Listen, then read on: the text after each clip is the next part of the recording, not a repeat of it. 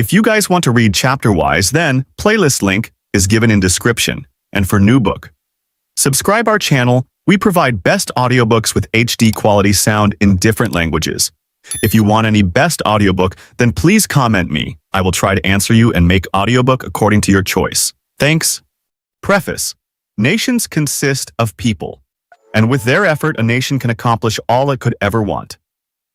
Motivating India's people, and its youth especially, is the central theme of Ignited Minds, which continues the trajectory of thoughts taken up in my earlier two books, Wings of Fire and India 2020, A Vision for the New Millennium, written with my friends Arun Tiwari and Y.S. Rajan. I have chosen to write about this subject of igniting young minds so that India turns into a developed nation by the year 2020, because all through my career in the field of technology and its management, I relied on the power and potential of youth. My strength has been my young teams who never let me down, and what satisfaction there was in working with them on some of the most complex projects in some of the most challenging situations. Given the freedom to achieve and guided properly, I am convinced the young of India can accomplish far more. As I began writing, I wondered if I was not overreaching myself. I thought, who am I to write about this capacity of India to realize its destiny as a developed nation? What do I really know about how this can be accomplished beyond what I have learned in my projects and missions evolved around science and technology? Isn't this an area that political leaders, economists, thinkers, and other competent people would address better? How am I qualified to tell others about an ability that has been generally ignored? At first, as I was putting down my experiences with youth, I had no idea of what I would have to say. However, I put aside my doubts and began to examine what I hear from the people I meet during my visits to different places, particularly children, saints and seers, teachers, scientists, industry leaders, and even political leaders. I am sure on my part that India has the ability to transform itself into a developed nation. Through my projects in space, defense, and nuclear sectors, I know that our people have the ability to achieve the best in the world. They have a fantastic mix of belief and knowledge that sets them apart from any other nation on Earth. I also know that their potential has gone untapped because we have become used to being subjugated and docile. What better project can I undertake than to tell my people that what they dream of can become possible, that they can have anything that comprises a good life, health, education, the freedom to pursue their goals, and above all, peace. My quest for answers as to how this could be done took me to schools, the countryside, ashrams, and many other places which were not part of my itinerary earlier. It was a new kind of experience, a very stimulating one at that. The paddy fields in Bihar, left to an ad hoc cycle of agriculture, the untapped mineral wealth of the newly formed state of Jharkhand, and the unattended biodiversity of Tripura are throwing a great challenge to the knowledge era that is dawning. In Odi, Assam, the sight of the mighty Brahmaputra almost mesmerized me. Its vast expanse of water filled me with a strange sense of helplessness too. The river's untapped flow was taking a gigantic mass of water into the sea. It made me think that as a nation too, we were failing to utilize our tremendous energies. Where are we making a mistake? What is it that needs to be corrected? We have a roadmap in our 5-year plans that covers some of the things we need to achieve. We have most of the necessary resources. There seems to be an attitude problem, as if we cannot shake ourselves out of a mindset of limited achievement. This book is all about breaking away from the forces that would prefer us to remain a nation of 1 billion people selling cheap labor and raw materials and providing a large market for goods and services of other nations. I am writing this book to make my young readers hear a voice that says, start moving. Leadership must lead us to prosperity. Young Indians with constructive ideas should not have to see them wither in the long wait for approval. They have to rise above norms which are meant to keep them timid in the name of safety and to discourage entrepreneurship in the name of trade regimes, organizational order, and group behavior. As it is said, thinking is the capital. Enterprise is the way. Hard work is the solution. Every nation has struggled to achieve its goals. Generations have given their best to make life better for their offspring. There is nothing mysterious or hidden about this, no alternative to effort. And yet we fail to follow the winning track. More than the problems outside globalization, recession, inflation, insurgency, instability, and so on. One am concerned about the inertia that has gripped the national psyche, the mindset of defeat. I believe that when we believe in our goals, that what we dream of can become reality, results will begin to follow. Ignited Minds is about developing that conviction in ourselves and discarding the things that hold us back. This was, in fact, a central thought that I kept in mind as I wrote. Share my dream of a developed India and see it made real in your own and others' lives. In my own way, I have tried to follow my beliefs, to do what I loved doing. I have tried, however, to guide but not to impose my views on others. You will find in this book plain speaking. Surge ahead as a developed nation or perish in perpetual poverty, subservient to a few countries that control the world politically and economically. There are no other alternatives. In the 9 chapters of this book, I take up various themes. I begin with a rumination on peace, without which there can be no progress, and on the shift in the direction of my own life that occurred after surviving a helicopter crash. There is a chapter based on my interaction with children all over India. Other chapters contain the insights I gained in my meetings with saints and seers, scientists, outstanding thinkers, and others. There are accounts of some promising experiments in agriculture and in the medical field.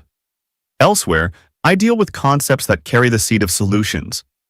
The contents essentially come from the people of this nation, from what they have taught me.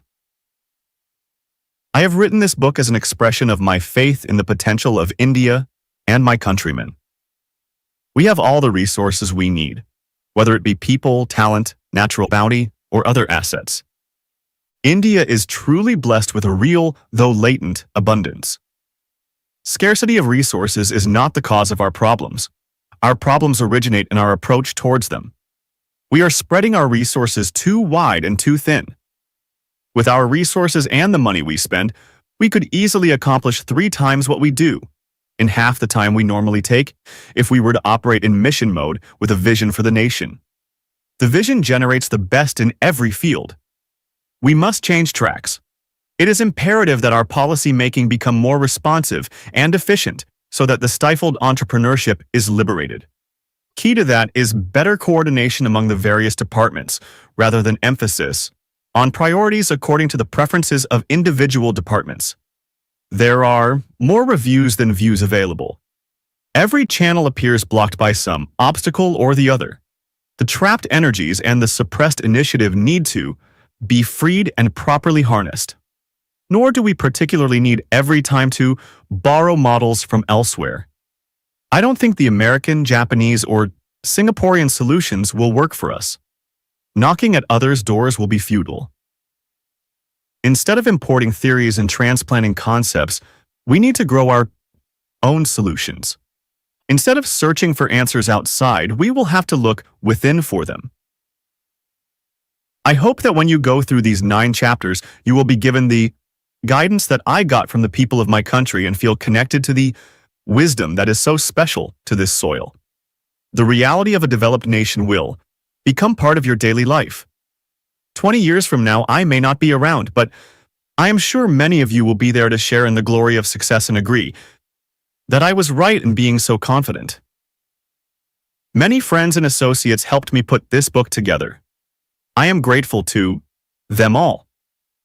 My special thanks to Mr. Y.S. Rajan and Dr. M.S. Vijayaraghavan for shaping my thoughts with their vital inputs. Dr. A. Sivathanu Pillai has worked with me for a long time, and his contribution has been both timely and invaluable in giving shape to ideas and thoughts. I am fortunate to have his friendship. I am grateful to Mr. H. Sheridan, who directly keyed in my dictations into his laptop computer with outstanding skill. My co-author in Wings of Fire, Mr. Arun K. Tiwari, did his usual craftsmanship with words on the manuscript, and I appreciate every bit of that. It was a great pleasure to work with Mr. Krishan Chopra of Penguin Books. From the emanation of my thoughts to the book's realization, his constant interaction was of great support. Chennai, April 2002. Chapter 1. The Dream and the Message. Dream, dream, dream. Dream transform into thoughts, and thoughts result in action. On the 30th of September 2001, I was on my way to Bokaro from Ranchi in Jharkhand when the helicopter carrying me crashed moments before landing. It hit the earth with a thud after its engine failed. All of us on board had a miraculous escape. Grateful to God, but unfazed by the incident, I went ahead with my scheduled program of addressing the students in Bokaro. At night, however, a panel of doctors persuaded me to take a tranquilizer to alleviate my perceived shock. The drug made me sleep hours ahead of my usual time 1 a.m. I also failed to rise at my usual 6 a.m. and woke up only after 8 o'clock. It was, however, a disturbed sleep, and sometime in the middle of it, I fell to thinking why the human race, the best of all of God's creations, has been so deeply divided by violence. I imagined a conversation between 5 people who together symbolize the finest attributes of the human mind and whom I admire deeply. Through their conversation, I sought an answer.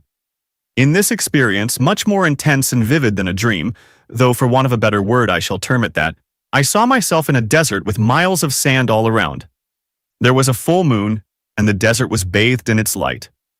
5 men, Mahatma Gandhi, Albert Einstein, Emperor Ashoka, Abraham Lincoln, and Caliph Omar, stood in a circle, their clothes ruffled by the wind.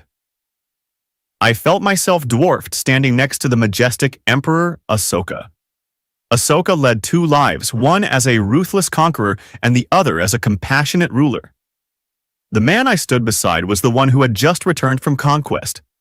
But victory had been obtained at heavy cost. The Battle of Kalinga claimed the lives of at least 300,000 people, and an equal number were wounded. I saw everyone looking at Ashoka, who fell on his knees and removed his armor and crown. His face was pale, reflecting the death surrounding him. He looked at the sky. He saw the bright, cool moon shining and God's grace pouring down on Mother Earth. And he looked down at the horror he had created, making blood flow everywhere. In that moment of beauty and horror, the silver moonlight and the suffering and pain on the ground, when nature itself seemed to speak out against what he had wrought, Ahimsa Dharma was born. Emperor Ashoka embraced God's command to propagate love for human beings through this doctrine. As I stood by, I wondered, why the Kalinga War? Why the assassination of Mahatma Gandhi and of Abraham Lincoln? Or many others like them? Has God Almighty faltered in his creation? Is the destruction of mankind essential for a second creation? In that blissful silence, the Mahatma spoke. Friends, the divine message we are hearing is the message of creation. Since we all belong to planet Earth, we may give a message to mankind, how people of different races, religions, and languages can live peacefully and prosperously together. God Almighty has blessed us all with something unique that we passed on to mankind through our deeds and efforts. Is that working? Is there any divine message or doctrine? Divine beauty should enter the human soul, and happiness blossom in the body and mind. Is it possible? Ashoka said, Friends, there is one thing I have realized. There is no victory in causing suffering. Triumph is a peaceful kingdom. Caliph Omar said, I learned after I entered Jerusalem that all men are equal. There is no point in forcing others to follow your path. You will get only that which is ordained for you. God alone is the sovereign. Caliph Omar never saw his position in terms of the special privileges that it carried. To him, government was a sacred trust, and he did his best not to betray that trust in any way. It was Einstein's turn. I would like to recall my friend Werner Heisenberg's view.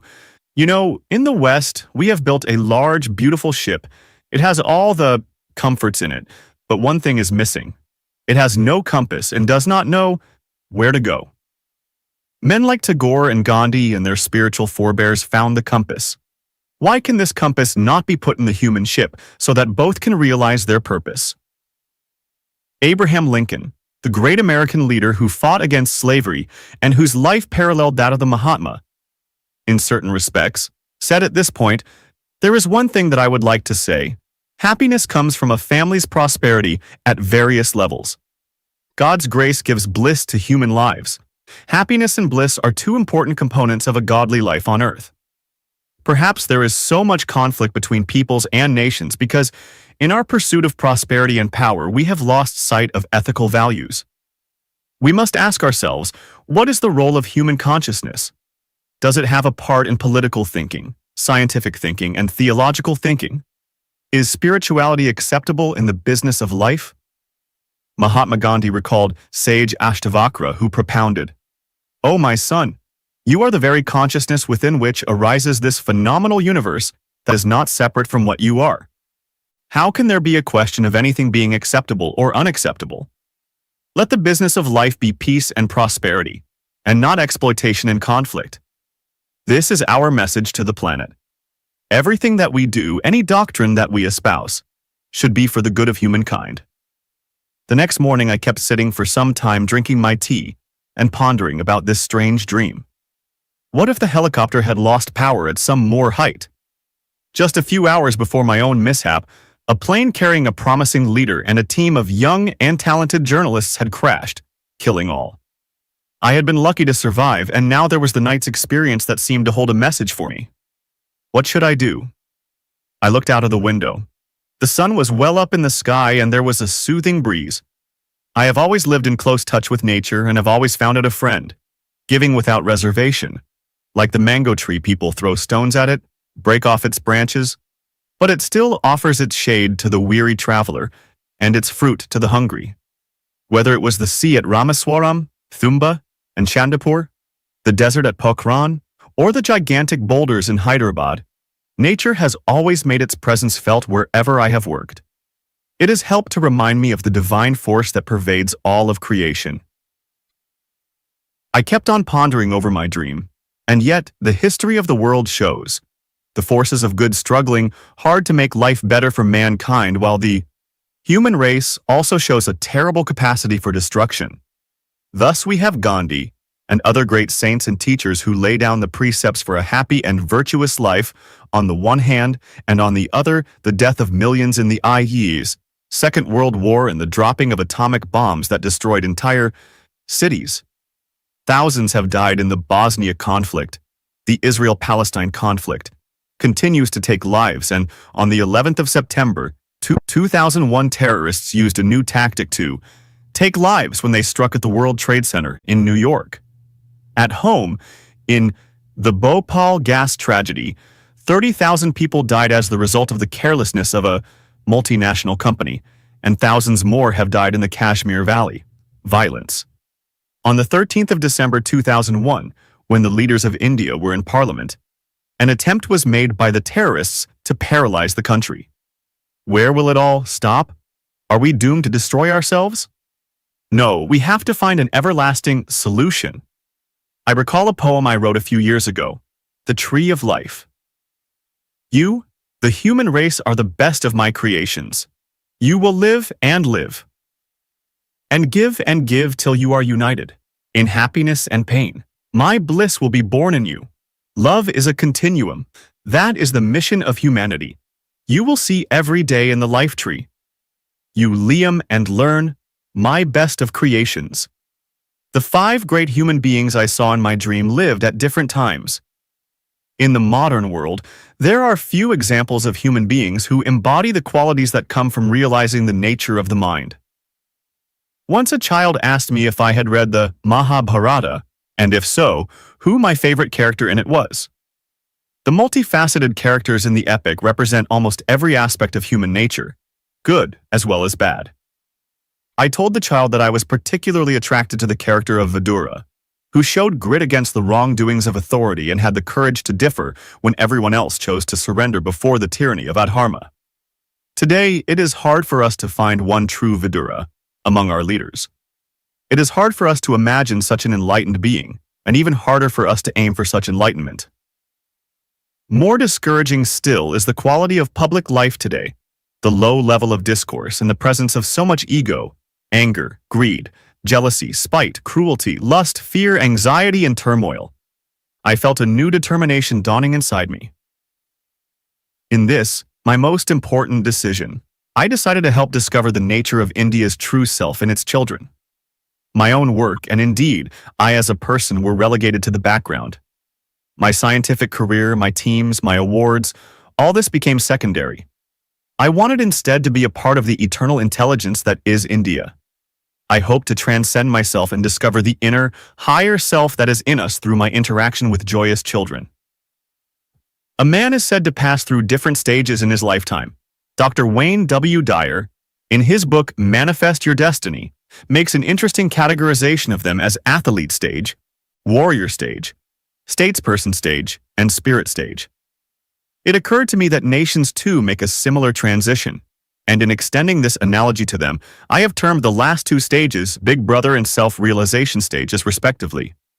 The stages do not follow in sequence necessarily. They can be coexistent, with one aspect dominant.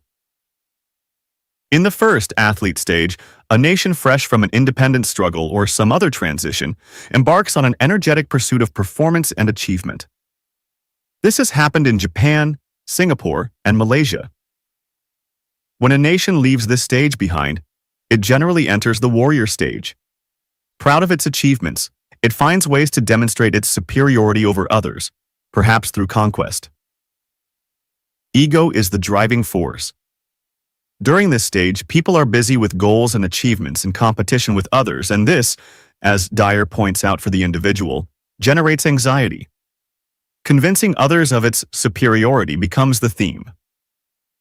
In the next, Big Brother stage, the ego has been tamed somewhat and with its newfound maturity awareness shifts to what is important to other nations and societies. In the Big Brother stage, the nation is still an achiever, but it is not so obsessed with proving its strength. The idea is to help others become better. The erstwhile Soviet Union, by its developmental role in some countries, had adopted this role. As with the individual, so too with the nation. The transition from the warrior stage to the Big Brother stage is a rewarding but difficult exercise. There is one stage even higher than this Big Brother stage.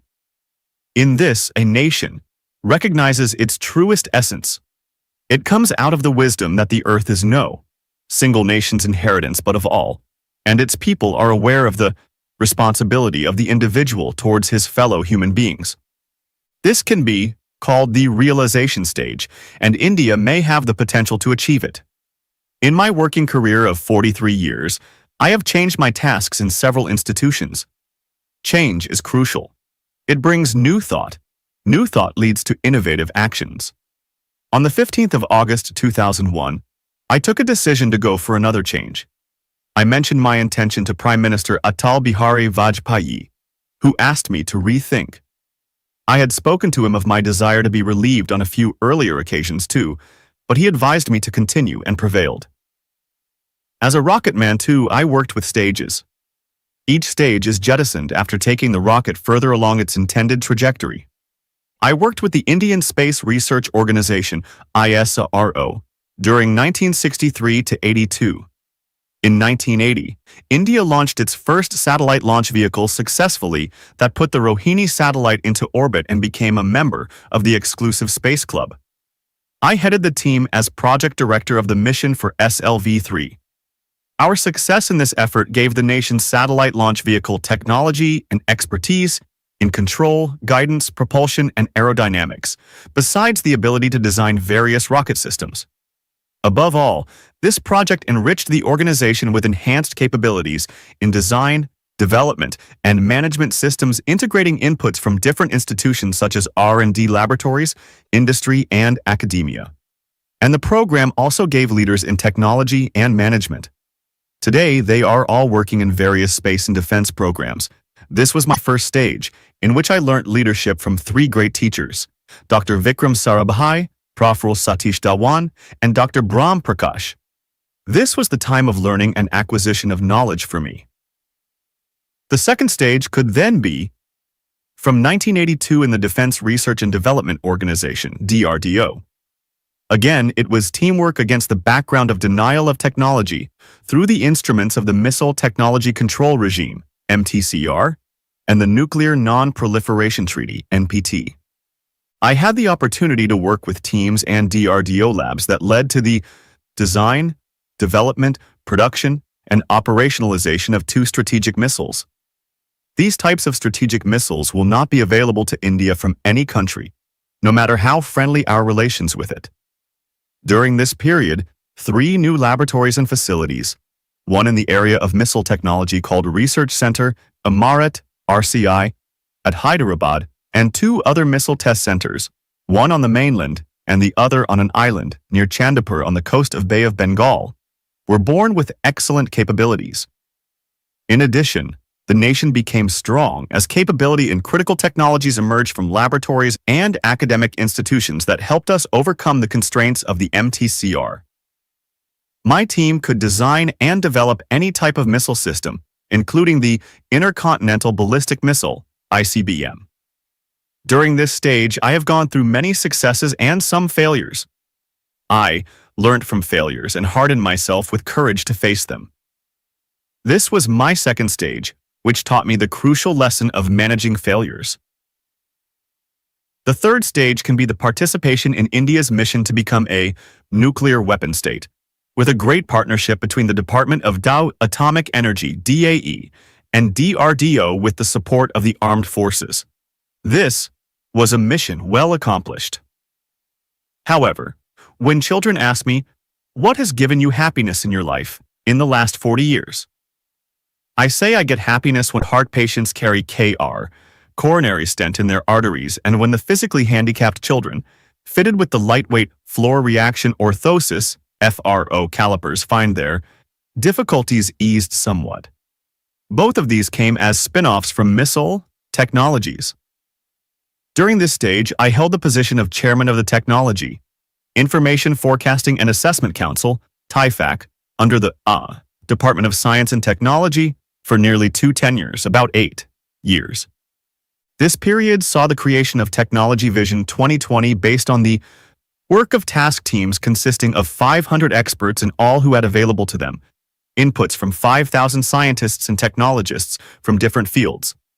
Later, the Technology Vision document and the national security aspects got integrated, and the India Millennium Missions, IMM 2020, emerged.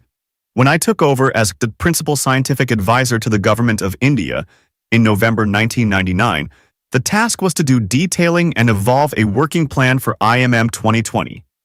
It is indeed a roadmap for transforming India into a developed country, the second vision of the nation. Certain experimental work on education, agriculture, and also development of a number of villages in an integrated way is currently progressing. A cabinet paper on the subject has been moved for approval of the government. During this third stage, it was building technological strength with institutional partnership, adapting technology to societal needs, and formulating the vision for the nation that occupied me. The helicopter mishap of the 30th of September 2001 made me realize that the time to jettison the third stage had arrived. This thought was further reinforced on the 2nd of October, the birthday of Mahatma Gandhi, when I visited Mata Amritanandamayi's ashram at Kolam in Kerala. She emphasized the need to integrate spirituality with education to create a new generation of leaders and entrepreneurs. On the 12th of October 2001, 3 days before I would complete my 70 orbits around the sun, I formally wrote to the Prime Minister about my decision to retire and requested to be relieved in a month's time. He relented this time, and I prevailed. Meanwhile, I keep visiting schools. During my visits to many states, particularly 2 of the northeastern states, Assam and Tripura, and Jharkhand, and also a few places in Tamil Nadu, I have addressed thousands of students, about 40,000 at last count. I have found that I communicate well with this age group. I share their imagination. Most important, through my interaction with them, I feel I can ignite in their minds a love for science, and through it, a sense of mission for achieving a developed India. Will this be my 4th stage? Shall I be successful? I really don't know.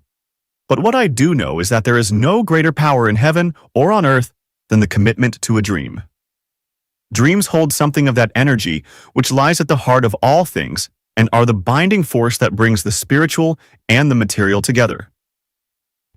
It had been in my mind for the past few years to undertake research and teaching. For this purpose, combined with my desire to find time to meet school children, I have shifted to Anna University, my alma mater, What a great feeling it is to be among young people bubbling with creativity and enthusiasm. What a great responsibility the elders of this country have at hand to guide this tremendous energy in a constructive way for nation building. How can we make up for missed opportunities and the failures of the past? Summary. Spirituality must be integrated with education. Self-realization is the focus. Each one of us must become aware of our higher self. We are links of a great past to a grand future. We should ignite our dormant inner energy and let it guide our lives. The radiance of such minds embarked on constructive endeavor will bring peace, prosperity, and bliss to this nation. If you guys want to read chapter-wise, then playlist link is given in description. And for new book, subscribe our channel. We provide best audiobooks with HD quality sound in different languages. If you want any best audiobook, then please comment me. I will try to answer you and make audiobook according to your choice. Thanks. If you guys want to read chapter-wise, then playlist link is given in description. And for new book, subscribe our channel. We provide best audiobooks with HD quality sound in different languages. If you want any best audiobook, then please comment me. I will try to answer you and make audiobook according to your choice. Thanks. Chapter 2. Give us a role model. Men often become what they believe themselves to be. If I believe I cannot do something, it makes me incapable of doing it. But when I believe I can, then I acquire the ability to do it, even if I didn't have it in the beginning. Mahatma Gandhi. Why should I meet young students in particular? Seeking the answer, I went back to my student days. From the island of Ramaswaram, what a great journey it's been. Looking back, it all seems quite incredible. What was it that made it possible? Hard work? Ambition? Many things come to my mind. I feel the most important thing was that I always assessed my worth by the value of my contribution. The fundamental thing is that you must know that you deserve the good things of life, the benefits that God bestows. Unless our students and young believe that they are worthy of being citizens of a developed India, how will they ever be responsible and enlightened citizens? There is nothing mysterious about the abundance in developed nations. The historic fact is that the people of these nations, the G8, as they are called, believed over many generations that they must live a good life in a strong and prosperous nation. The reality became aligned with their aspirations. I do not think that abundance and spirituality are mutually exclusive or that it is wrong to desire material things. For instance, while I personally cherish a life with minimum of possessions, I admire abundance, for it brings along with it security and confidence, and these eventually help preserve our freedom.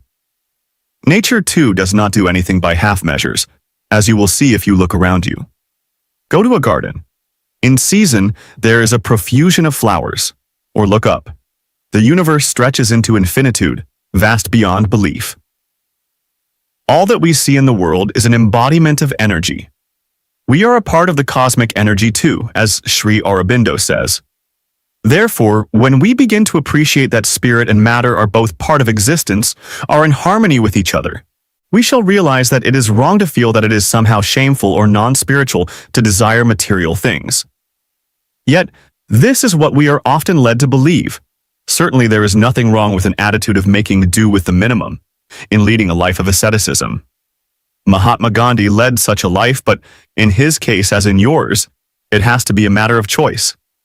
You follow such a lifestyle because it answers a need that arises from deep within you. However, making a virtue of sacrifice and what is forced upon you to celebrate suffering is a different thing altogether. This was the basis of my decision to contact our young. To know their dreams and tell them that it is perfectly all right to dream of a good life, an abundant life, a life full of pleasures and comforts, and work for that golden era. Whatever you do must come from the heart, express your spirit, and thereby you will also spread love and joy around you. My first such meeting took place in a high school in Tripura. It was a gathering of 500 students and teachers. After my talk on the second vision for transforming India into a developed nation, there were a series of questions, of which I would like to discuss. The first question was, where do we get a role model from? How do you get a role model? Whether we are aware of it or not, From childhood onwards, through various phases of life, we adopt role models. I said, when you're growing up, say till the age of 15, the best role model I can think of would be your father, your mother, and your school teacher. They, to my mind, are the people who can impart the best guidance during this period. I turned to the teachers and parents, present there and told them what a big responsibility they have. I personally believe the full development of a child with a value system can only come from these people. In my own home, when I was growing up, I used to see my father and mother say namaz 5 times a day, and in spite of their modest financial resources, I found them always giving to the needy around. My teacher, Siva Subramania Iyer, was responsible for persuading my father to send me to school, setting aside financial constraints. It is very important for every parent to be willing to make the effort to guide children to be good human beings, enlightened and hardworking.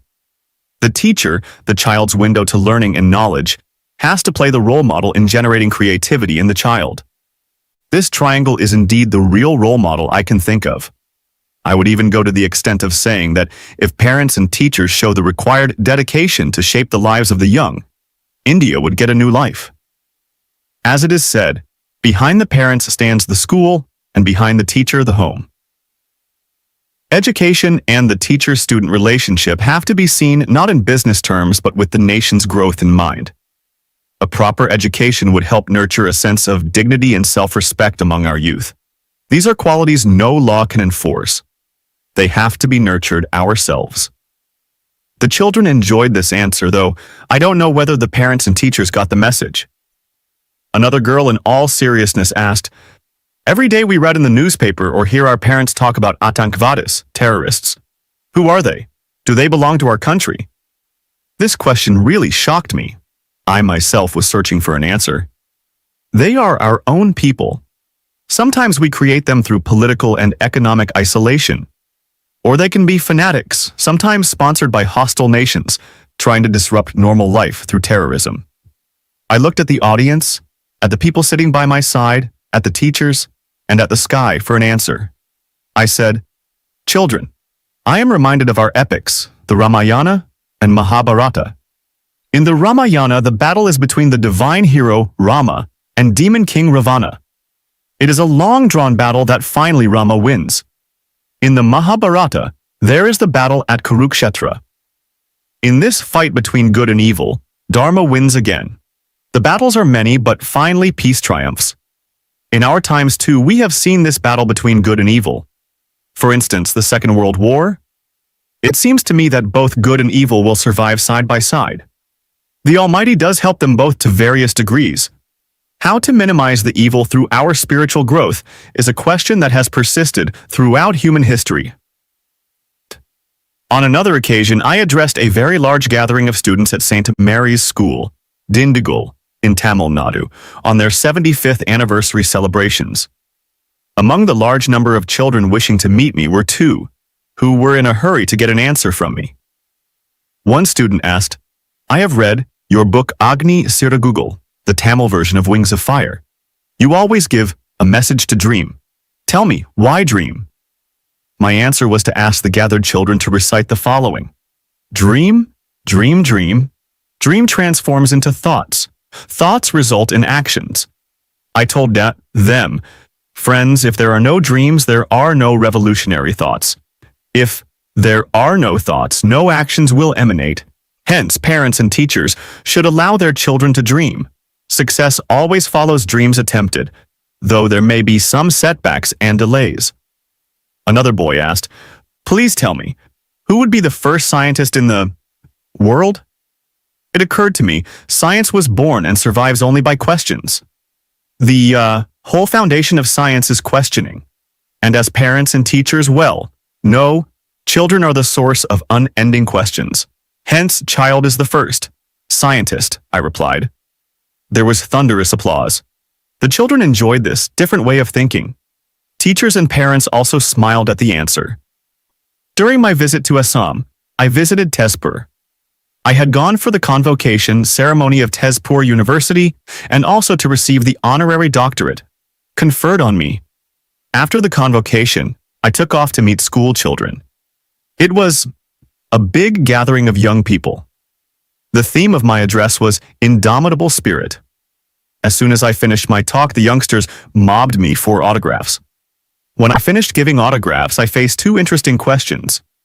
One was, why cannot water from the Brahmaputra, which is in flood much of the time, be diverted to Rajasthan or Tamil Nadu, which are starved of water? Only children will have these innovative ideas. Grown-ups tend to see more impossibilities. It was such a powerful question, I was completely beaten. I was sure even the Prime Minister would not have been able to answer it. How to tell the boy, rivers are a state subject and our states are fighting for the rights to their waters.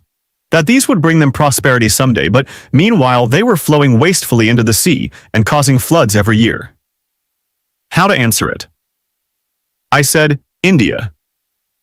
Vision 2020 demands from the young that they start a great mission of connecting rivers cutting across the states. I personally feel the young have the most powerful minds. They can overcome the negativity of the bureaucracy and some self-centered policies of the state governments to enrich the people of the country. They can even improve coordination between the states and the center, and they surely will. Another student asked me a question for which, again, I had no ready answer. He said, "Sir, big leaders in any field don't come and talk to us. We see our Prime Minister often going to Chennai, Lucknow, and many places, but he never comes here. We want him. We want to talk to him." I was impressed by this urge to communicate with the country's leaders. I said, when I reach Delhi, I will tell your dream to the leaders and your dream will come true. I later narrated this to the Prime Minister. He conceded the point and said, "Children don't talk to me anymore. Maybe the security cordon has created a separation. I request our leaders in different fields to interact more with the children of the country for a better understanding of their own purpose in life, as also for helping create a better future for our children." I have visited Jharkhand a number of times after its formation. Every time I visit it, I am struck by the tremendous resources that wait to be harnessed in the state, which will multiply its wealth manifold.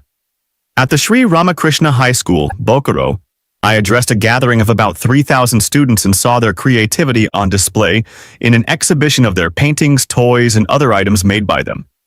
In my conversation with them, one student asked me, "In Jharkhand, it is green everywhere. We have forests, streams, and hills. Why is it that we have a desert in Rajasthan?" The question reminded me of a similar one in Assam. Why cannot the Brahmaputra's waters be taken to Tamil Nadu and Rajasthan? You know, 20 years ago you would not have seen much cultivation in Rajasthan. But once the Indira Gandhi Canal was constructed, agriculture became possible in many places. It is possible for man to transform the desert into a fertile land. I repeated what I had told the student in Assam. It has to be one of the greatest missions of India to connect rivers so that water can reach many water-starved states. Visionary action is needed. When you grow up, you will probably be part of reconstructing this nation and giving shape to these thoughts. One child came to me with a serious expression and asked, "Sir, will your Agni missile cross the ocean and reach America?" I was a little startled by this thought. For us, no country is our enemy to send Agni there. Particularly America is our friend. Agni symbolizes our strength. It shows that India has all the capabilities. During my visit to Cuttack, I participated in the birthday celebrations of the late Justice Harihar Mahapatra. I went there at the invitation of Justice Ranganath Mishra. For me, it was a revelation how the independence movement, the first vision for the nation, had created the larger-than-life figure of Justice Harihar Mahapatra. He lived to the age of 92 and established Cuttack Eye Hospital, Utkal University, and above all, organized multi-pronged efforts to remove poverty. My biography in Oriyo was released. At the end of my speech, the youngsters crowding around put forth many questions. The first question was, "Sir, tell us which are your favorite books that you loved and which have shaped your mind." I said, 4 books in my life have been very close to my heart.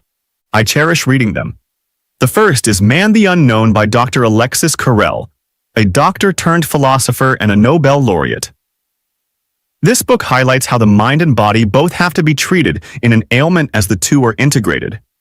You cannot treat one and ignore the other. In particular, children who dream of becoming doctors should read the book. They will learn that the human body is not a mechanical system. It is a very intelligent organism with the most intricate and sensitive feedback system.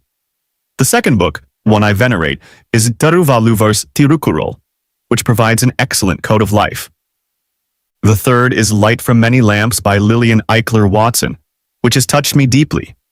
It illuminates how we live and has been an invaluable guide to me for 50 years.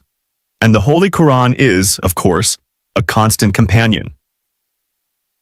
While I was addressing another gathering of school children in Anand, Gujarat, one smart boy asked a very intelligent question: "Who is our enemy?" I liked the question and put it to the other students, encouraging them to come forward with their views. Then came the answer: poverty. What a wise reaction from this young child whom I have mentioned in the dedication. The last question which I am including here came from the powerful mind of another child. Tell me, sir, are Pakistani weapons stronger than Indian ones? I asked the child why this doubt arose in his mind. Reports he read in the media led him to think so, he said. This is a unique characteristic of our country to belittle our capabilities. It may even be genetic, I said. India can design, develop, and produce any type of missile and any type of nuclear weapon. This is a capability only 4 countries in the world have. You remove all the doubts from your mind, I told the child, who gave me a very satisfied look. I have selected only 11 questions here from among the hundreds of questions I have been asked during the course of meeting 40,000 high school students so far. The questions reflect the children's innocence, but most of all, they show how strongly they feel the desire to live in a strong and prosperous nation. I also realize from these sessions how important it is for them to have role models, whether in science, industry, sports, entertainment, or some other field. The question is, can we give our children a role model, and how? At the dawn of the new millennium came the news that the human genome had been decoded. All the 30,000 genes that human beings carry today, we are told, are identical to those of our Stone Age ancestors who lived thousands of years ago. One of the traits that has come down to us from them, along with others that are needed for survival, is the desire for achievement. It is said that nature gave us this instinct because the need to achieve, like the need to reproduce, the need to eat, the need to drink, and the need to breathe, is simply too important to be left to chance. History shows the hunger for achievement is a highly evolved one and undoubtedly the strongest one.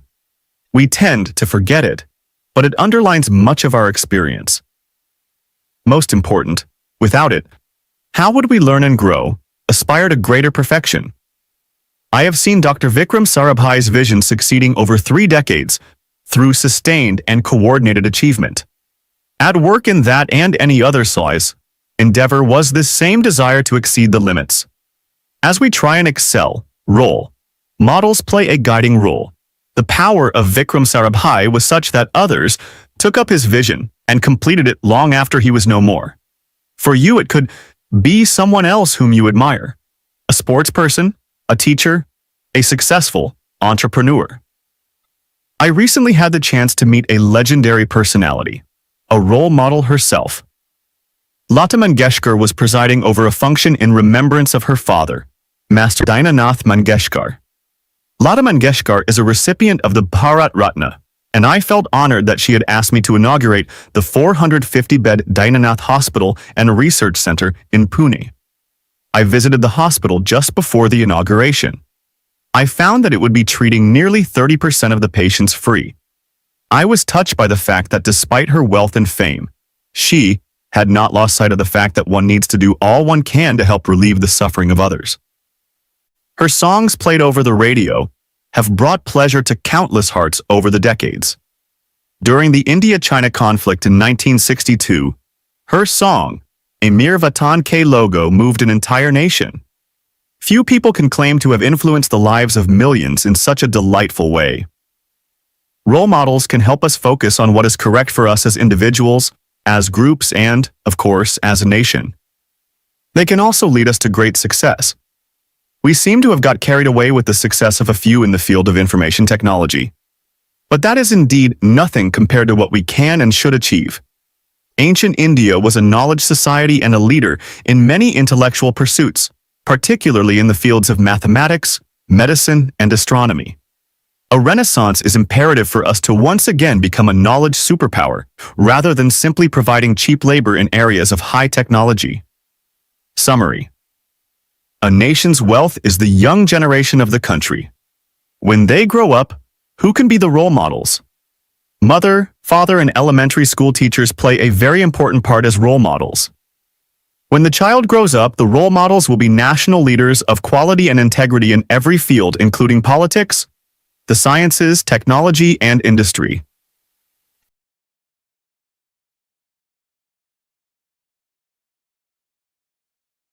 Chapter 3. The Visionary Teacher and Scientist. Whatever you can do or dream you can, begin it. Boldness has genius, power, and magic in it. Begin it now. Goethe. The great minds of the country had the ability to make others join their endeavor to convert dreams into reality. For them, the nation was bigger than themselves and they could draw thousands to act upon their dreams. In December 2000, I had participated in the birth centenary celebrations of Adhyapaka Ratna T. Thoughtadri Iyengar. I graduated in science from St. Joseph's College, Tiruchirappalli, 1954. As a young student, I saw Prophet T. Thottadri Iyengar, a unique, divine-looking personality, walking through the college campus every morning and teaching mathematics to the students of B.C. honors and M.C. The students looked at him with awe as one would at a guru, which indeed he was. When he walked, knowledge radiated all around. At that time, Calculus Srinivasan was my mathematics teacher. He used to talk about Prof. Thottadri Iyengar with deep respect and would organize integrated classes for first-year B.Sc. honors and first-year B.Sc.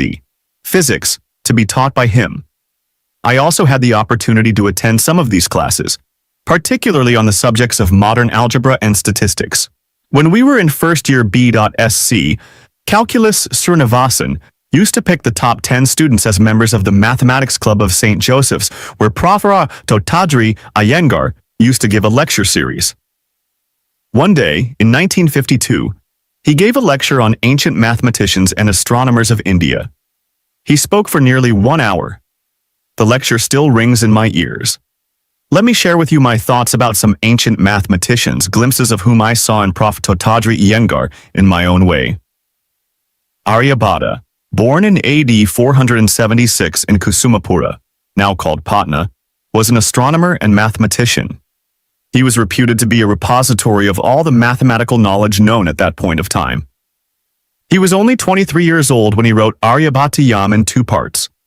The text covers arithmetic, algebra, and trigonometry, and of course, astronomy. He gave formulae for the areas of a triangle and a circle, and attempted to give the volumes of a sphere and a pyramid.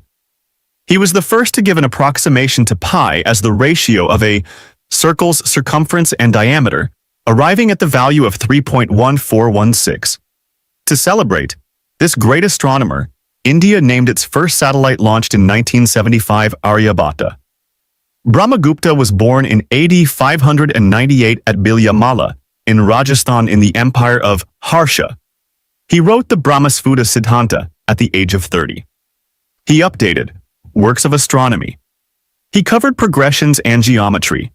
He also studied and gave what is known as the solution of indeterminate equations of different degrees as well as solutions to quadratic equations. Bhaskaracharya was another unique intellectual of his time. He was born in AD 1114 at Vijalbada, located at what is now the border of Karnataka and IGINITED, Maharashtra. He wrote the famous Siddhanta Siromani in 4 chapters. He dealt with astronomy and algebra and is known to be the first recognized mathematician who evolved value to 0 from the concept based on Aryabhata's discovery. To honor him, ISRO's second series of satellites was named Bhaskara of Fern and 2, 1979 and 1981. The work of these three mathematicians of India provides the context of Albert Einstein's remark that we owe a lot to the Indians who taught us how to count, without which no worthwhile scientific discovery could have been made. Then comes to my mind the greatest of all geniuses ever known and acknowledged, and who lived within our present memory, Srinivasa Ramanujan. He lived only for 33 years, 1887 to 1920, and had no practical formal education or means of living. Yet his inexhaustible spirit and love for his subject enabled him to make a vast contribution to mathematical research, and some of his contributions are still under serious study, engaging the efforts of mathematicians to establish formal proofs. Ramanujan was a unique Indian genius who could melt the heart of as rigorous a mathematician as Professor G.H. Hardy of Trinity College, Cambridge. In fact, it is not an exaggeration to say that it was Hardy who discovered Ramanujan for the world. Why do not our reputed scientists locate another Ramanujan in our schools? Oh, my friends, why don't you in every field integrate and grow instead of differentiating? Every integer is a personal friend of Ramanujan, one of the tributes to Ramanujan said.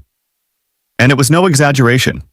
Professor Hardy, while rating geniuses on a scale of 100, put most of them in the range of around 30, giving a rating of 60 to the rare exception.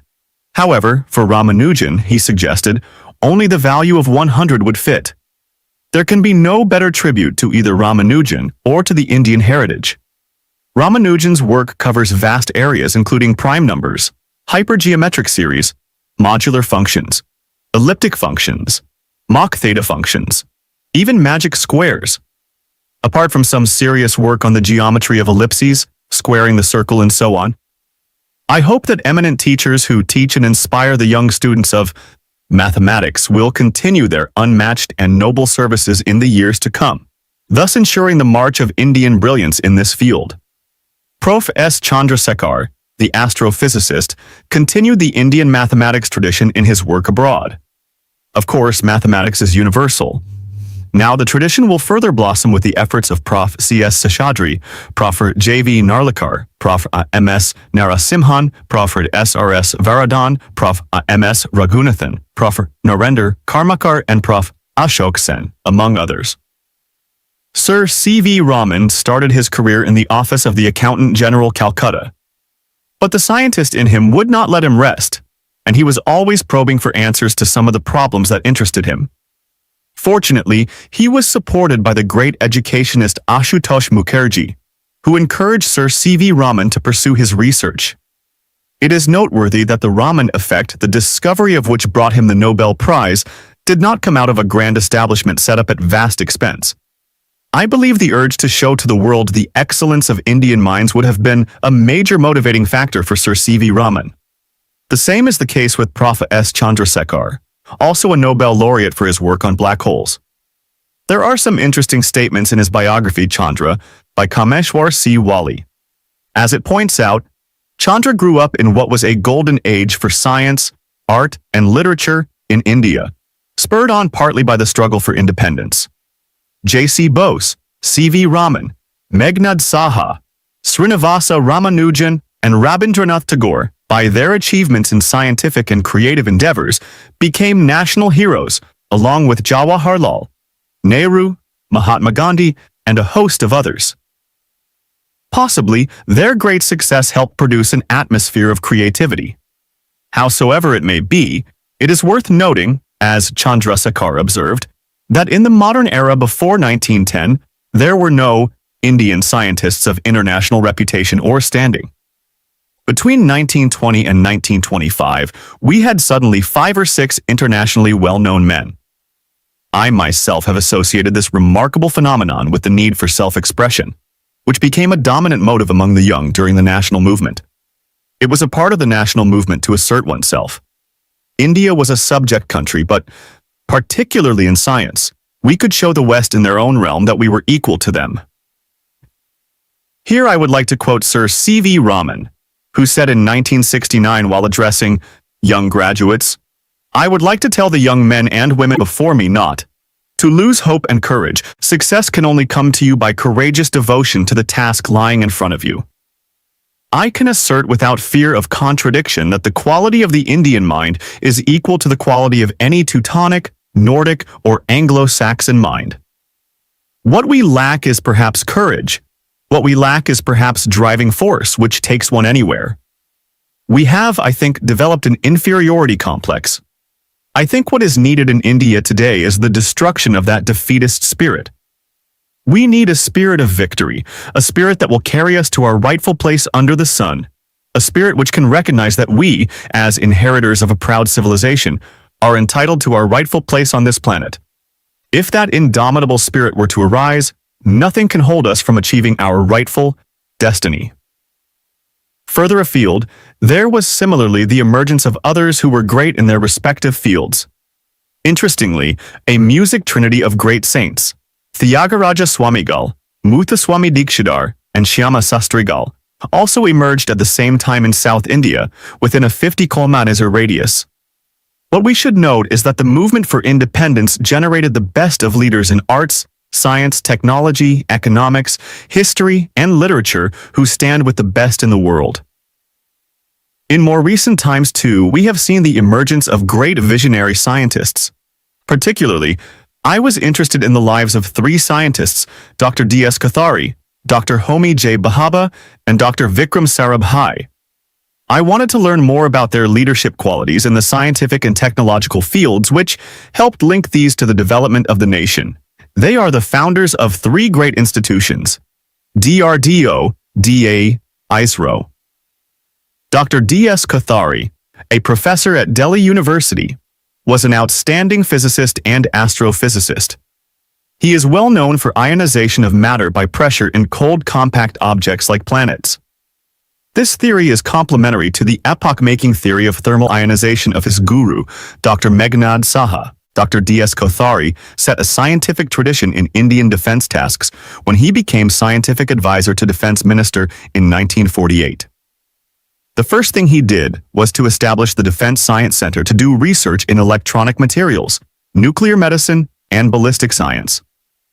He is considered the architect of defense science in India. We are celebrating this great mind through a research chair at the Indian Institute of Science. Dr. Bhabha did research in theoretical physics at Cambridge University. From 1930 to 1939, Homi Bhabha carried out research relating to cosmic radiation. In 1939, he joined Sir C.V. Raman at IISc Bangalore. Later, he founded the Tata Institute of Fundamental Research with focus on nuclear and mathematical sciences. He established the Atomic Energy Commission in 1948. His vision led to the setting up of numerous centers in the field of nuclear science and technology, such as those for producing nuclear power, or for research in nuclear medicine. These science institutions generated further technological centers keeping nuclear science as the vital component. Dr. Sarabhai, the youngest of the three, had worked with Sir C.V. Raman in experimental cosmic rays. He established the Physical Research Laboratory at Ahmedabad, with space research as the focus. In 1963, Thumba Equatorial Rocket Launching Station, THOUGHT, began launching sounding rockets for atmospheric research. Dr. Sarabhai established the Space Science Technology Center, SSTC, and was its director. His vision led to the establishment of ILRO, with its allied centers responsible for development of launch vehicles, satellites, mission management, and applications. These three Indian scientists, all of them physicists, started physics research, institutions that blossomed into defense technology, nuclear technology, and space technology, which now employ 20,000 scientists in centers spread around the country. One thing I noted was that all three realized the importance of making the political leadership understand what science could do for the country. It is essential that technologies that give immediate benefits to the people be taken up for implementation by the system regardless of which party is in power. Another important message conveyed by these scientists is that basic science is vital for growth of technology and for developing new leaders in science. Let us learn from them the proven qualities of leadership to value science and technology in an integrated way. In 1962, Dr. Sarabhai and Dr. Bhabha were looking for a site to establish the Space Research Station in the equatorial region. Thumba, in Kerala, was found most suitable as it was near the equatorial region and was ideally suited for ionospheric research. The locality, however, was inhabited by thousands of fishermen living in the villages there. It also had a beautiful church called St. Mary Magdalene Church and the bishop's house. As such, the acquisition of the land did not move any further. Dr. Sarabhai met the bishop, His Excellency Reverend Dr. Peter Bernard Pereira, on a Saturday and requested transfer of the property. The bishop smiled and asked him to meet him the next day. In the Sunday morning service, the bishop told the congregation, "My children, I have a famous scientist with me who wants our church and the place I live for the work of space science and research. Science seeks truth that enriches human life. The higher level of religion is spirituality. The spiritual preachers seek the help of the Almighty to bring peace to human minds. In short, what Vikram is doing and what I am doing are the same. Both science and spirituality seek the Almighty's blessings for human prosperity in mind and body. Children, can we give them God's abode for a scientific mission?" There was silence for a while, followed by a hearty amen from the congregation which made the whole church reverberate. It was indeed a great experience working with Dr. Sarabhai from 1963 to 1971. As a young engineer engaged in the tasks of composite technology, explosive systems, and rocket engineering systems at the Thiruvananthapuram Space Center, I drew tremendous energy from his leadership. Though the nation was in its technological infancy, Dr. Sarabhai was dreaming of developing our own satellite launch vehicles. These would be used to launch from Indian soil remote sensing satellites in sun-synchronous orbit and communication satellites in geosynchronous orbit. Today, his vision is almost realized with the launch of the Geosynchronous Launch Vehicle, GSLV. ISRO has also operationalized the IRS and INSAT systems, thereby bringing the benefits of space to the common man. There is an experience I would like to share with you in relation to Dr. Sarabhai's vision for space programs. I wrote briefly in Wings of Fire about this episode. The design project of India's first satellite launch vehicle, SLV-3, was taken up at the Vikram Sarabhai Space Center, VSSC. The design of each stage of rocket, heat shield, and guidance system was given to selected project leaders. I was given the design project of the fourth stage of SLV-3, that is, the upper stage rocket, which would give the final velocity to put Rohini into orbit. This fourth stage uses an advanced composite material that provides high strength with minimum weight. It also has maximum loading of high energy, solid propellant. While we were developing the design of this upper stage in 1970, I received a call from Dr. Sarabhai from Ahmedabad, stating that he would be visiting Thiruvananthapuram along with Prof. Hubert Kurian, chairman of CNES, the French space agency. I was asked to give a presentation about the fourth stage to Prof. Kurian's team. When the presentation was over, we realized that the SLV-3 fourth stage was also being considered as upper stage for the IC, French Diamant P4 launch vehicle. The CNES needed an APJ rocket motor, nearly double the propellant weight and also size of the stage that we had designed. A decision was then taken in the same meeting that the fourth stage should be reconfigured to match and suit both Diamant P4 and SLV-3. I mention this episode because at the time this decision was taken, we ourselves were in the design stage. Such was Dr. Sarabhai's confidence in the Indian scientific community. Development work on this stage started ahead of the other stages of SLV-3. With our motivation thus boosted, work proceeded in full swing. A series of reviews took place between the two teams, and the fourth stage graduated from drawing board to developing stage. Unfortunately, in 1971, Dr. Sarabhai passed away, and at the same time the French government called off the Diamant P4 program. Once the fourth stage was developed and a series of tests was going on, a new requirement appeared on the horizon, in the form of India building a small communication satellite to be launched by the European Ariane launch vehicle. For the Apple Ariane passenger payload experiment communication satellite, the SLV-3 fourth stage proved a perfect fit. and it was included in the payload of the Ariane launch in 1981 from Kourou, French Guiana. The vision seeded in 1970 by Dr. Vikram Sarabhai was indeed realized when Apple was placed in geostationary orbit and started communicating with our Earth stations. Apple's success proved that a vision with committed scientific support will achieve its aim.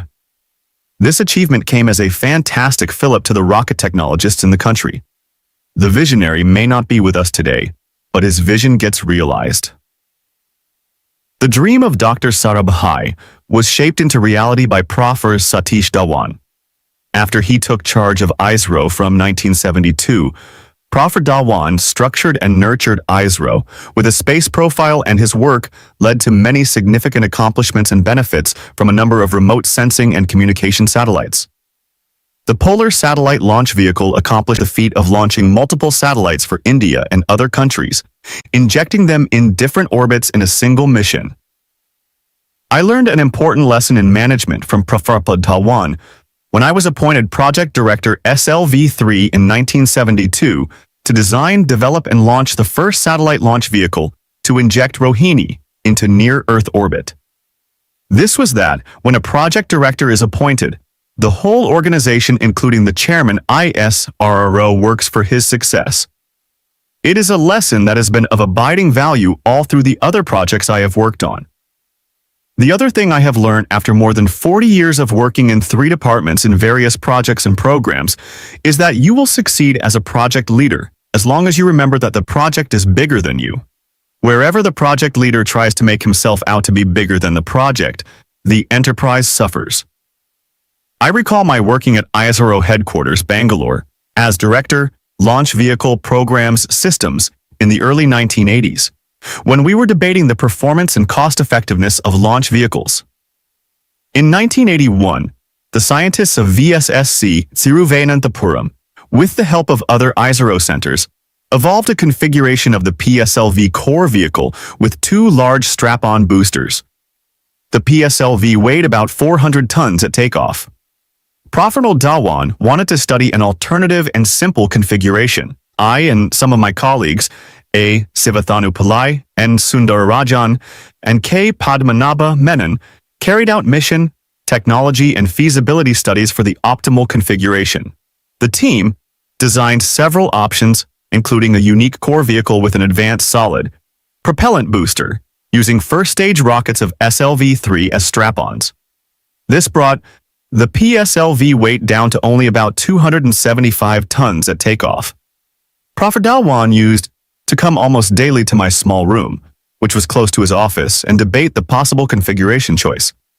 He was himself a foremost aerodynamic specialist with mathematics and system engineering background, and would illustrate his ideas on the blackboard and ask us to do more homework. We also studied the growth opportunities of PSLV with cryogenic upper stage as a GSLV and the possibility of launching due east geosynchronous missions. Professor Dhawan put the 2 most favored configurations up for discussion among the experts and the ISRO teams. Detailed examination and debate, taking the long-term plans into account, took place, and they chose the PSLV configuration as proposed by my launch vehicle team. Professor Dhawan considered the future scenario of operationalization of PSLV and GSLV, bearing in mind the satellites and application programs, and decided on this unique configuration and evolved the roadmap for ISRO for the next 15 years. I and Professor Narasimha brought out a book, Development in Fluid Mechanics and Space Technology, with Prof. Dhawan's handwritten 15-year space profile, based on the chosen PSLV configuration. A memorable day for me is the 31st of May 1982. Prof. Dhawan gave me a send-off in an unconventional way. He called an ISRO council meeting to discuss the future launch vehicle program. I made a presentation to the directors of the ISRO centers on performance and cost-effectiveness of our launch vehicles and the growth profile. After the presentation, Professor Dhawan broke the news that he had given me to DRDO. This decision indeed gave me a change that led to progress in a different field. We see today self-reliance in launch vehicle technology with PSLV operational and GSLV getting ready to be operationalized. This is close to the direction envisaged in the early 1980s by Prof. Abdul Kalam. The recognition of ISRO as a successful organization was due to the strong foundation and space profile envisioned by him. One test of leadership is also how well successors are able to carry forward a program. At ISRO, Prof. U.R. Rao and Dr. K. Kasturirangan brought further success and glory to the organization. After his retirement, Prof. Dhawan continued as a member of the Space Commission, and in that capacity continued to help the organization which he built. Remarkably, Prof. Dhawan saw the space missions envisioned by him come into being in his lifetime. He also saw in his lifetime many of those he had tutored emerge as strong technology leaders themselves who have contributed immeasurably to the country. What a great personality he was. After joining the DRDO, I started the missile development program there. During the Integrated Guided Missile Development Program, IGMDP, the focus was to design missiles with state-of-the-art performance at the time of deployment. The surface-to-surface missile, Prithvi, became the best in its class, and users delight with its high accuracy, reliable performance, and the maneuverable trajectories. The first stage of SLV-3 became handy to configure Agni as a long-range deterrent. It blossomed from the REX Re-Entry Experiment Program conceived by my team in 1981. Both Prithvi and Agni are in production and induction phase. Trishul, which is a surface-to-air missile, and Akash, once development is complete, will be contemporary missiles. The third-generation anti-tank Nag will dominate as one of the best such missiles. In any aerospace or missile development program, delays are possible owing to the technical complexity of the work. But this should not deter us. The propaganda of foreign sellers and their associates in India should not dictate India's procurement decisions. My experience in dealing with the network of institutions that has been established is that our country has tremendous potential to develop the best technologies in this field. India could combat the MTCR very effectively, thereby proving to those who wanted us to fail that we can do it. Once we had developed competence in the design of missile systems, I looked beyond the IGMDP. The natural course of action appeared to be the supersonic cruise missile, which is essential in tactical warfare. Many countries have cruise missiles, but they fly at subsonic speed. Our association with one of the Russian institutes, NPO Mashinostroyenia, developed into a partnership in the joint design and development of supersonic cruise missile system. This partnership is based upon friendship and equal competencies. I recall my association with Dr. A.P.J. Yefremov, Director General of NPO Mashinostroyenia, an outstanding scientist of our time, who had developed 7 types of cruise missiles and inducted the systems in the Russian Navy. Creating a joint venture between India and Russia in high-technology projects in the prevailing situation in the 1990s became a complex question and a challenge to both Dr. Yefremov and me. Whenever I met Dr. Yefremov, I got the feeling of meeting a great scientist like Prof. Satish Dhawan or Dr. Werner von Braun, the father of rocketry. Dr. Yefremov took me to his technology centers, which are not normally shown to any foreigner. He truly treated me as a friend and arranged an Indian lunch in his laboratory. I took him to the research center, Imarat, an advanced missile technology center at Hyderabad. He was genuinely pleased to see the strides we had made. Our scientific minds merged, and our friendship blossomed. We christened the joint venture as BrahMos, a combination of the names of 2 rivers, the Brahmaputra and the Moscow. Sivathanu Pillai, Ramanathan, Venugopalan, and Vice Admiral Bharat Bhushan, along with the Russian specialists, gave shape to the joint venture. Sivathanu Pillai was the natural choice as the Chief Executive Officer and Managing Director of the joint venture, concurrently holding charge in DRDO as Chief Controller R&D for missiles. The dual role, an exceptional decision of the government, was essential to ensure the success of this venture. Venugopalan, an outstanding propulsion scientist from the Defense Research Development Laboratory, DRDL, became the project director. A new kind of joint venture came into existence, one which bridged the scientific community and industry of the 2 countries in design, development, production, and marketing of an advanced technology weapon. It was a source of great joy for me, as it was for the 2 teams. The first flight of BrahMos on the 12th of June 2001 from the interim test range, Chandipur, was a milestone signaling the progress of the joint venture. The second flight, on the 28th of April 2002, confirmed the results of the first and came as a great encouragement to our effort. Dr. Yefremov and I are glad that both India and Russia have realized that this joint venture is the right way to bridge two friendly nations for building high-technology weapon systems that could enter the world market. My dream of marketing an advanced weapons system ahead of the so-called developed countries will come true through BrahMos. Even though I am away from the scene, the team that I built has performed creditably. I am happy. I read a book titled An Unfinished Dream by the Milkman of India, Dr. Verghese Kurian. He says in the book, "It was by chance that I became a dairyman. But a British expert's criticism, the sewer water of London is bacteriologically superior to the milk of Bombay," served as a challenge to the young Kurian, who has taken dairying from strength to strength over the decades, so that today India is a front ranker in milk production. On a visit to Anand, I had the opportunity to spend a day with him. As I went around the Amul establishment, I saw value addition at work. From milk, the cooperative has branched off to making numerous derivatives, including butter, cheese, and ice cream. These initiatives have given it the strength to be a major player in a highly competitive market. When I asked him what, in his view, was one sure way of launching the country on a growth trajectory, his answer was, "You must build on the resources represented by our young professionals and by our nation's farmers. Without their involvement, we cannot succeed. With their involvement, we cannot fail." While talking about scientists, I recall my meeting with a medical specialist, Professor Kakarla Subba Rao, at the Indo-American Cancer Institute at Hyderabad. I asked him if cancer was some unmitigated curse. "Yes and no," said the 77-year-old Albert Einstein professor of radiology.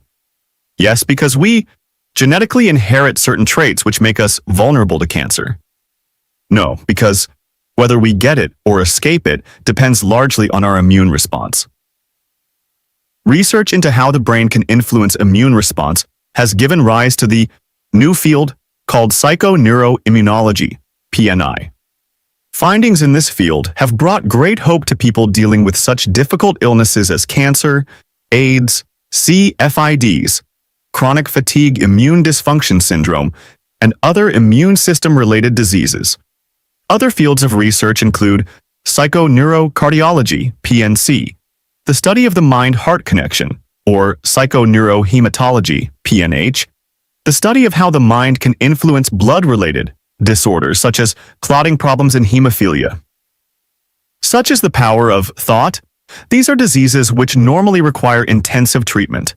But even here, medicine acknowledges that our minds can play a major role. Summary. Vision ignites the minds.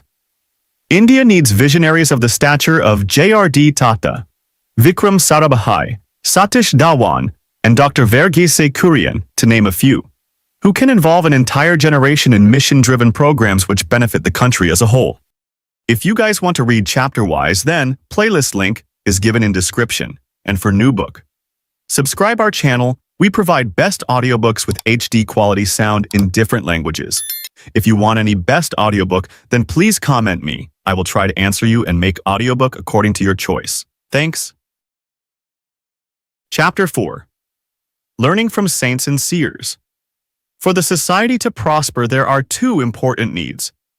They are prosperity through wealth generation and cherishing the value system of the people. The combination of the two will make the nation truly strong and prosperous. I always tell the young to dream. This message comes from the understanding that each one of us has within ourselves the ability to create the circumstances for success, to attract, so to say, to ourselves what we desire. When as a child Einstein first saw a compass, he was fascinated by the way the needle moved whenever he changed direction. Watching the needle became an obsession with him as he tried to understand the invisible force that moved the compass needle. Where was the force located? Who controlled it? Why did it always work? What was it made of? Were there places where it didn't operate? It is, of course, the magnetic energy of the Earth that keeps pulling the compass needle, a tiny magnet, along the north-south axis of the Earth's magnetic field. But is that all there is to it? We can easily see the magnetic field at work, but cannot detect it with our senses, even though it is everywhere on our planet. Logically, then, it is in us also. Similarly, our planet is in a perpetual state of motion as it goes spinning through space. Everything on the planet is a part of this movement, even though it appears to us that we are motionless. I am on the planet and thus part of the energy that moves it. The energy that is the very essence of the planet is in me. Dyer argues that we can use this universal energy to bring to us the objects of our desire, because what we desire is also in us, and vice versa. It becomes a matter of alignment and will that allows us to tap into this force. With thoughts like these on the points where science and spiritualism converge, I carved out opportunities to visit a few unique places in a year's time.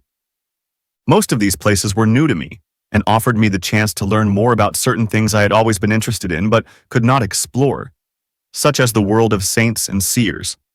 I saw a diverse range of activities being carried out in the spiritual centers I visited. At one, it was the value-based education being provided that impressed me.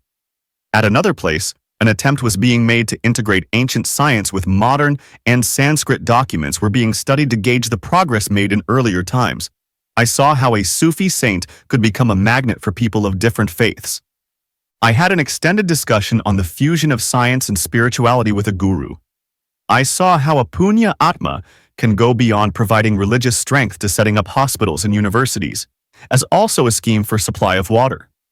There was one place which seeks to alleviate the distress of patients who are suffering from terminal cancer. Another center was exploring the link between medical science and meditation. My journey started on the 13th of June 2001, when I met Pramukh Swami Maharaj of Swaminarayan Sanstha at Ahmedabad. My discussion with Swamiji on the fusion of science and spirituality and the role it could play in national development went on for an hour. I am tempted to reproduce verbatim the questions and answers with Swamiji. Abdul Kalam, A.K. Swamiji, India had the vision, since 1857, to be an independent nation. It took 90 years for us as a nation to get freedom. During this time, the whole nation, the young and old, rich and poor, educated and illiterate, was together in this aim. The goal was one, focused and well understood, to acquire independence. Swamiji, what is or what can be such a vision now?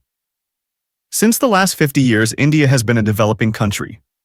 It means economically it is not strong, socially it is not stable, in security aspects it is not self-reliant, and that is why it is called a developing country. 500 members of TIFAC, Technology Information, Forecasting and Assessment Council, have given thought to what should be the next vision for India. How do we transform a developing country into a developed country in the next 20 years? We have identified 5 important areas to transform India: education and healthcare, agriculture, information and communication, infrastructure and critical technology. Swamiji, our problem is that we may present this before the government, but how do we create people with values to carry out such a big vision? What we need is a cadre of value-based citizens. Otherwise, resources will not be deployed effectively, as we are witnessing. For this, we need your suggestions, Swamiji. Swamiji, along with these 5, you needed a 6th one: faith in God and developing people through spirituality. This is very important. We need to first generate a moral and spiritual atmosphere. There has to be a change in today's climate of crime and corruption. We need people who live by the laws of the scriptures and bear faith in God. For this, we need to rekindle belief. This will make things easier. Our problems will be solved, and we shall be able to achieve what we dream. A.K. Swamiji, for carrying forward such a big vision of transforming India, should we first create a spiritual tradition, make people more spiritually inclined, and then embark upon our vision? Or focus on one of the important areas like education or health? Or should we integrate everything and begin simultaneously? Swamiji, we must move ahead simultaneously. Work in the 5 fields that your team has identified for the country's progress should be continued, and this should be concurrently incorporated. Our culture teaches us to learn both para, spiritual, and apara, worldly, vidya, knowledge. Therefore, together with knowledge of the apara, one should learn the para as well. If one learns this, then apara vidya worldly knowledge will become founded on dharma and spirituality. One must remember that in God's scheme of things, the whole purpose behind creation is the idea that every person, every soul, attains bliss. AK. To realize this great dream, 3 types of people are needed. Punya Atma, virtuous people. Punya Neta, virtuous leaders, and Punya Adhikari, virtuous officers. If the population of all the 3 were to increase in our society, then India would become the Jagadguru, world leader. How can their numbers be increased? Swamiji, together with your academic and scientific training, give spiritual training in our schools and colleges. Nowadays, spiritual education has been removed from the syllabi of schools and colleges. That which should be taught from infancy is being neglected, and we continue to provide only academic knowledge. But from the beginning, right from birth, people should be taught values. Only then will people become virtuous. Knowledge of our scriptures and great sadhus and sages should be included in this syllabus. The social, spiritual, and political leaders whom we hold in respect imbibed the correct values from the very beginning. In the past, such values were taught in our Gurukul system of education. Whether a prince or a pauper, everyone studied together. Along with academics, lessons such as Satyam Vada, speak the truth, Dharmam Chara, tread the path of righteousness, service towards others, and faith in God were taught. AK. Swamiji, good citizens cannot be produced by the laws of the government. Can spiritual institutions do it? Can you ask parents to guide their children to learn the right values up to the age of 15? Similarly, in all elementary schools, teachers should also instill these in the students. But if we fail to do this, then the government cannot by itself produce good, honest citizens. Is my understanding correct, Swamiji? Swamiji. Yes, it's true. It's definitely true. We've been saying from the very beginning that values should be taught by parents at home, teachers at school, and the guru in later life. AK. Swamiji, when I first launched a rocket, it failed. But strengthened by ISRO's support, my team combated the failure to achieve success. This sentiment is also expressed by Tiruvalluvar in the Tirukural. When failure occurs, challenge it with cheerful attitude. Swamiji, when one possesses such noble thoughts, patriotism is but natural. That's why we say, if spiritual knowledge is given from the beginning, love and pride for one's country, society, and dharma is a natural result. However, spiritual values should form the foundation of life. AK. Spiritual strength is important. And along with this, we must have economic strength, for strength is respected in the world. A combination of both is necessary. And to achieve both, there is only one answer. Sweat. Hard work is a must.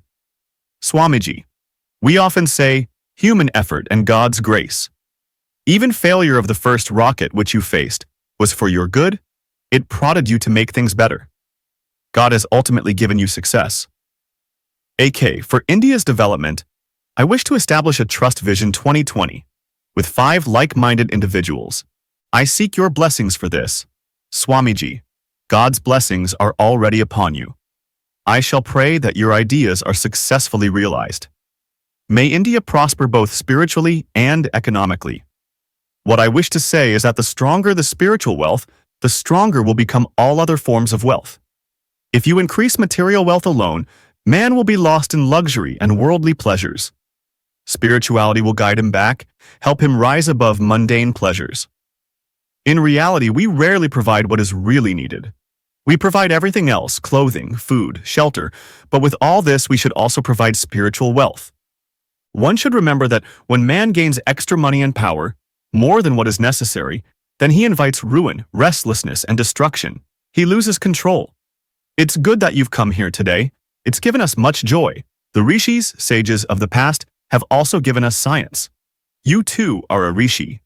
In September 2001, I visited the Dargah Sharif of Sufi mystic Khwaja Moinuddin Chishti, better known as Garib Nawaz, at Ajmer. Here in AD 1256, at the age of 114, the saint entered his cell to pray in seclusion for 6 days, at the end of which he passed away. As I went round the Dargah, I was struck by the beauty of all that the shrine symbolized. 800 years ago, a saint traveled from Arabia, passing through many lands before reaching Ajmer. Here he brought together different communities who lived peacefully around his shrine. The teachings and message of Khwaja Gharib Nawaz have been of an exceptional character.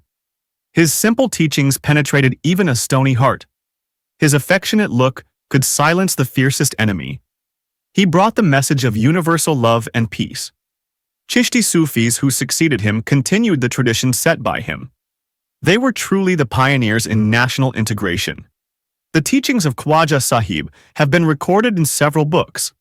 For him, one who possesses the magnanimity of the river, the kindness of the sun and humility of the earth, is closest to God. Khwaja Sahib said that the noblest character is possessed by one who is graceful in poverty, content in hunger, cheerful in grief, and friendly in hostility. According to this great saint, the surest way to avoid the punishment of hell is to feed the hungry, to redress the aggrieved, and to help the distressed. Khwaja Sahib gave a role model of Arif, one who considers death as his friend, comfort as his enemy, and always remembers God. And Arif fears, respects, and possesses shyness. Why can't we conduct ourselves as Arifs? I wondered. Before any action, ask yourself this question. Is what I am about to say or do going to bring me peace? As Dyer says, if the answer is yes, proceed wholeheartedly with it and you will be allowing yourself the wisdom of your highest self. If the answer is no, be cautious of your ego that is at work. The ego promotes turmoil because it separates you from everyone, including God. At Khwaja Sahib's shrine, I could listen to the voice that only wants you to be at peace with yourself. Ajmer is located in the picturesque Aravalli range. Besides the Dargah Sharif, it has the holy lake of Pushkar. These two holy places symbolize, as it were, the abiding amity between the two major religions of India. Ajmer presents a model of a peaceful society. I performed namaz as a thanksgiving for this amity. The scene reminded me of the similar location of two other religious centers, Nagore Dargah and Velankani Church. On the 2nd of October 2001, I visited Amritananda Mayi's Amrita Institute of Computer Technology near Kolam in Kerala with Prof. N. Balakrishnan of the IISc and G. Madhavan Nair, Director, VSSC. I addressed about 1,000 young students, teachers, brahmacharis, and swamis. The topic I selected was multidimensions of knowledge products. I found in the students a high level of receptivity to new ideas. In their questions, they showed interest not only in technological development, but also in adhering to an honest way of life. After the interaction with the students, I met Amma. It was a remarkable experience. How can one take oneself closer to God was the message she was giving to the people.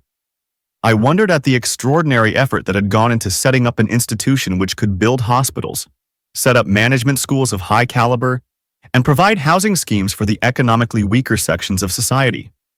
My query led to a discussion with Amma and the other sannyasis.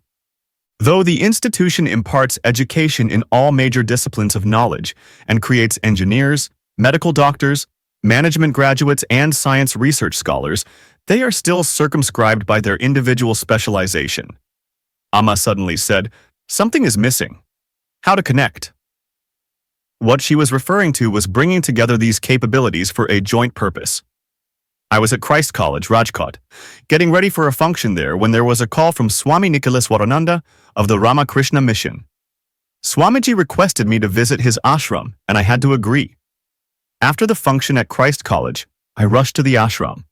It was the time for the evening bhajan, and so touched was I by the singer's serene invocation that I sat down with them for nearly 15 minutes, lost in meditation. Here, too, I felt the same vibrations as I did while meditating at Swami Vivekananda Hall, Porbandar, the birthplace of Mahatma Gandhi. On the 6th of October 2001, the Sankaracharyas of Kanchi organized a very important gathering of farmers from hundreds of villages to launch integrated development through the concept of knowledge, empowered rural development. I was invited to participate. Panchayat heads belonging to various political parties converged at Kanchi to discuss development under a project designed to provide urban facilities in rural areas, Pura. I was struck by the fact that spiritual leaders were helping focus programs for development. When the meeting ended, both acharyas called me for a private meeting. Swami Jayendra Saraswathigal inquired about the crash landing of the helicopter and blessed me. Swami Vijayendra Saraswathigal conveyed to me that the Maulvi of a very famous 300-year-old mosque was waiting in the mutt to take me to the mosque. Swamiji suggested that I visit the mosque. His message brought to my mind an incident in Paramacharya's time, a decade ago, as told by the former president, R. Venkataraman. Mr. Venkataraman showed me the mosque very close to the Kanchi mutt. A few years ago, the mosque Jamayath authorities and the district authorities decided to relocate the mosque to some other suitable place as its present location was inconvenient both for the mutt and mosque.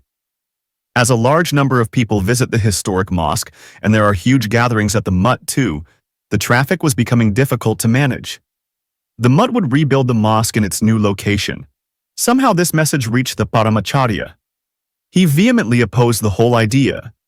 He said, in fact, when at 4:30 a.m., the call for namaz comes from the mosque, it acts as a wake-up call for my divine duties.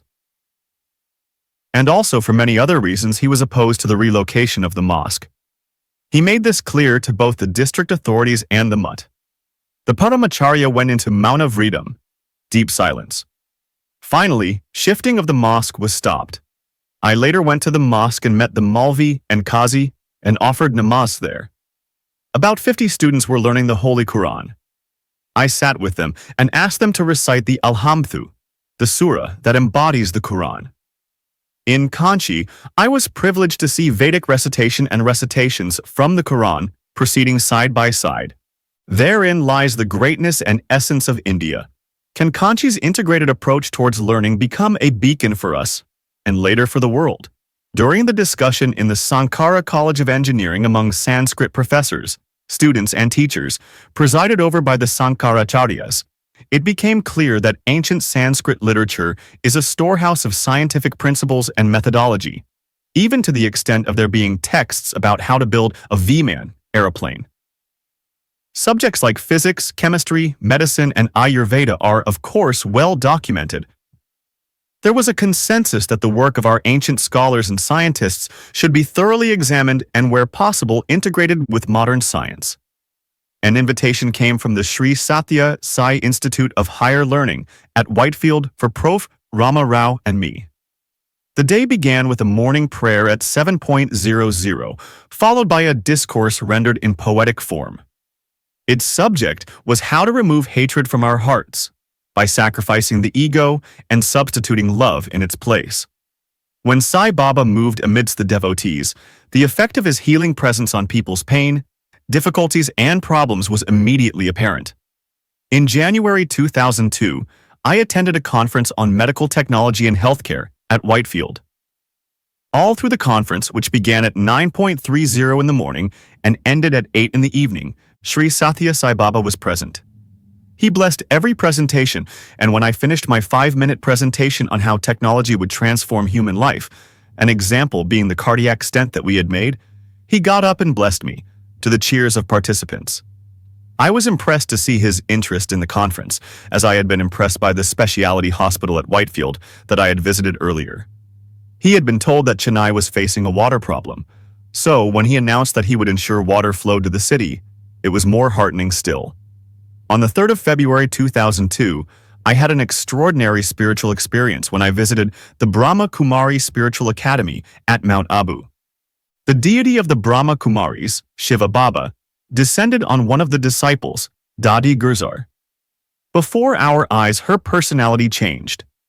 Her face became radiant, her voice became deeper as she talked about the 4 treasures: knowledge, yoga, virtue, and service. We, Sivathanu Pillai, and Selva Murthy were lucky to be called by her to the dais and blessed. As she blessed us, she said, "Bharat will become the most beautiful land on earth."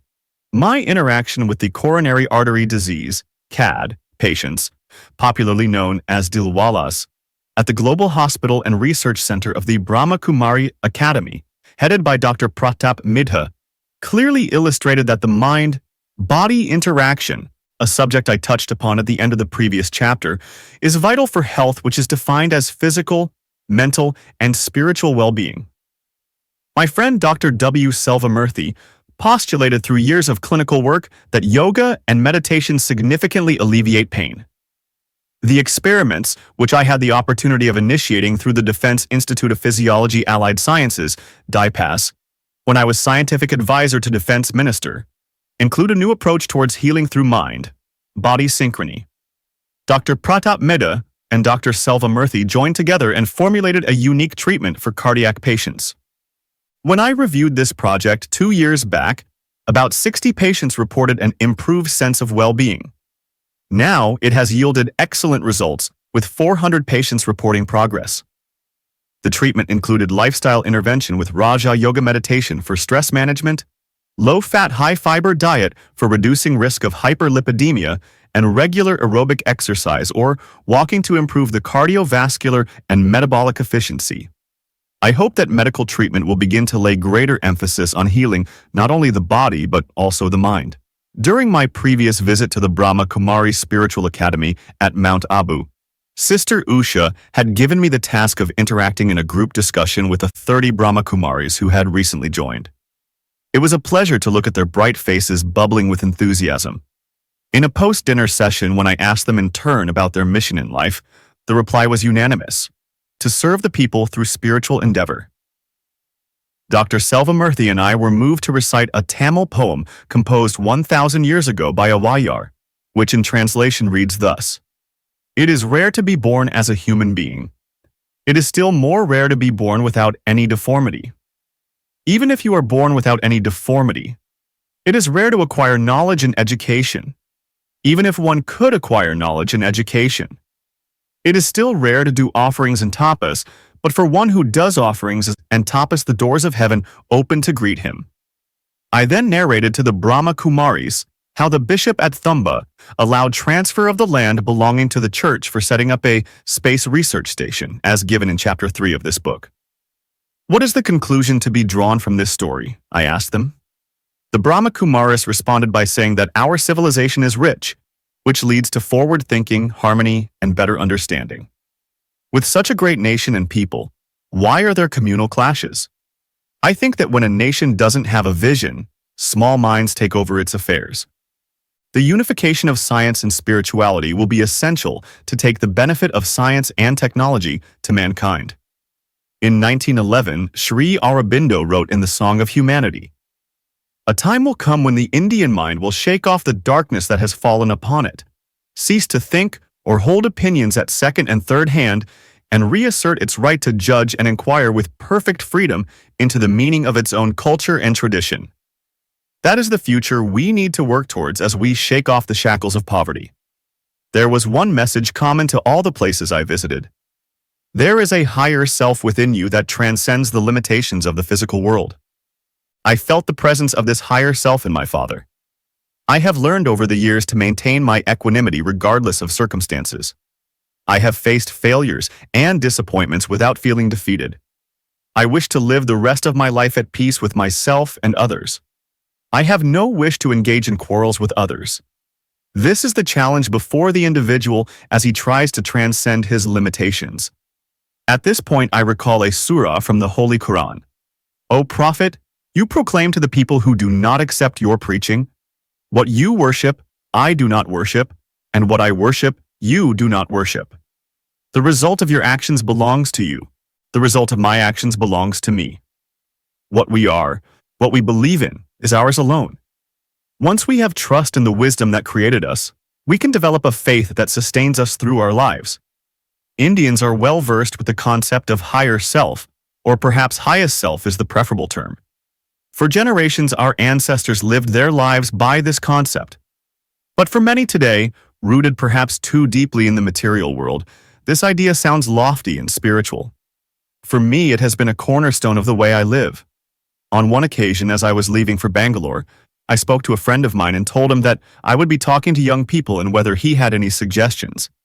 He did not offer any suggestions as such, but offered me these nuggets of wisdom. "When you speak, speak the truth. Perform when you promise. Discharge your trust, withhold your hands from striking and from taking that which is unlawful and bad." What actions are most excellent? To gladden the heart of a human being, to feed the hungry, to help the afflicted, to lighten the sorrow of the sorrowful, and to remove the wrongs of the injured, all God's creatures are His family. And He is the most beloved of God who tries to do most good to God's creatures. These are the sayings of Prophet Muhammad. My friend who told me this is a great-grandson of a Dikshidhar of Tamil Nadu and grandson of a Ganapathigal Vedic scholar. He is none other than Y.S. Rajan. Such an outlook is possible only in our country. Let us remember the Rig Veda. Ano bhadra kratavo yentu vishwataha. That is, let noble thoughts come to us from every side. I recall an event that took place in my family. My grandfather and great-grandfather were called Ambalakarar noble leaders in Ramaswaram. This island has the privilege of being known as the place where Lord Rama is said to have launched his campaign against Ravana. The island celebrates this event by organizing his marriage with Sita, his divine counterpart. My great-grandfather would provide a floating platform for the occasion to carry the decorated Vigraha through the holy tank named Ramar Tirtham. The tank is very deep. The floating platform with Vigraha, bedecked with beautiful gold ornaments of Lord Rama, is taken round a small mandapa at the center of the tank. Then and now, all of Ramaswaram assembles for the occasion. One year, my great-grandfather was witnessing the event when a mishap took place. The Vigraha toppled down and sank. Without any hesitation or prompting, he jumped into the tank and recovered the Vigraha as the entire town watched. The temple priests instituted Mutal Mariathai, first honor, for our family. There was a special prayer in the Ramaswaram Mosque to thank the Almighty for the recovery of the Vigraha and to bring God's grace on our family. I have always considered this incident as a shining example of human brotherhood and harmony, especially significant in today's context. Could not each of us help nurture such a brotherhood wherever we happen to be? On the 15th of August 1947, my high school teacher, Reverend Iyadurai Solomon, took me to hear the midnight freedom speech of Pandit Jawaharlal Nehru. We were all moved to hear him say that we were free. Banner headlines announced the momentous event in next day's newspapers. But alongside the report of Panditji's speech in the Tamil newspaper I read was another news item, one that has been embedded in my memory. It was about how Mahatma Gandhi was walking barefoot in Noakhali to help assuage the pain of the riot-affected families there. Normally, as father of the nation, Mahatma Gandhi should have been on the ramparts of Red Fort, the first one to unfurl the national flag. Instead, he was at Noakhali. Such was the Mahatma's greatness, and what an everlasting impact it left on the mind of a schoolboy. Having sensed the pulse of the young and armed with the wisdom of the elders, I thought deeply about my own experiences with technology projects where people worked on problems that were new and demanded efforts that were unprecedented. What really makes one succeed in the face of difficult tasks? We have talked about the importance of having a dream and of commitment, of hard work and having the spiritual strength to persevere through difficulties and failures. Is there anything missing in the cycle of creation? Summary. Our spiritual wisdom has been our strength. We survived as a nation the onslaughts of invaders and the numbing effects of colonialism. We have also learned to adjust to the rifts and divisions in our own society.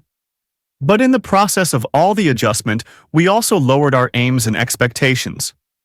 We must regain our broad outlook and draw upon our heritage and wisdom to enrich our lives. The fact that we advance technologically does not preclude spiritual development. We need to home grow our own model of development based on our inherent strengths.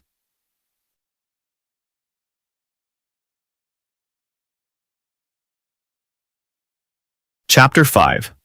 Patriotism Beyond Politics and Religion. I do not care for liberation. I would rather go to 100,000 hells. Doing good to others, silently, like the spring. This is my religion. Swami Vivekananda walking has been an essential part of my life. Wherever I go, I make it a point to walk 5 kilometers in the morning.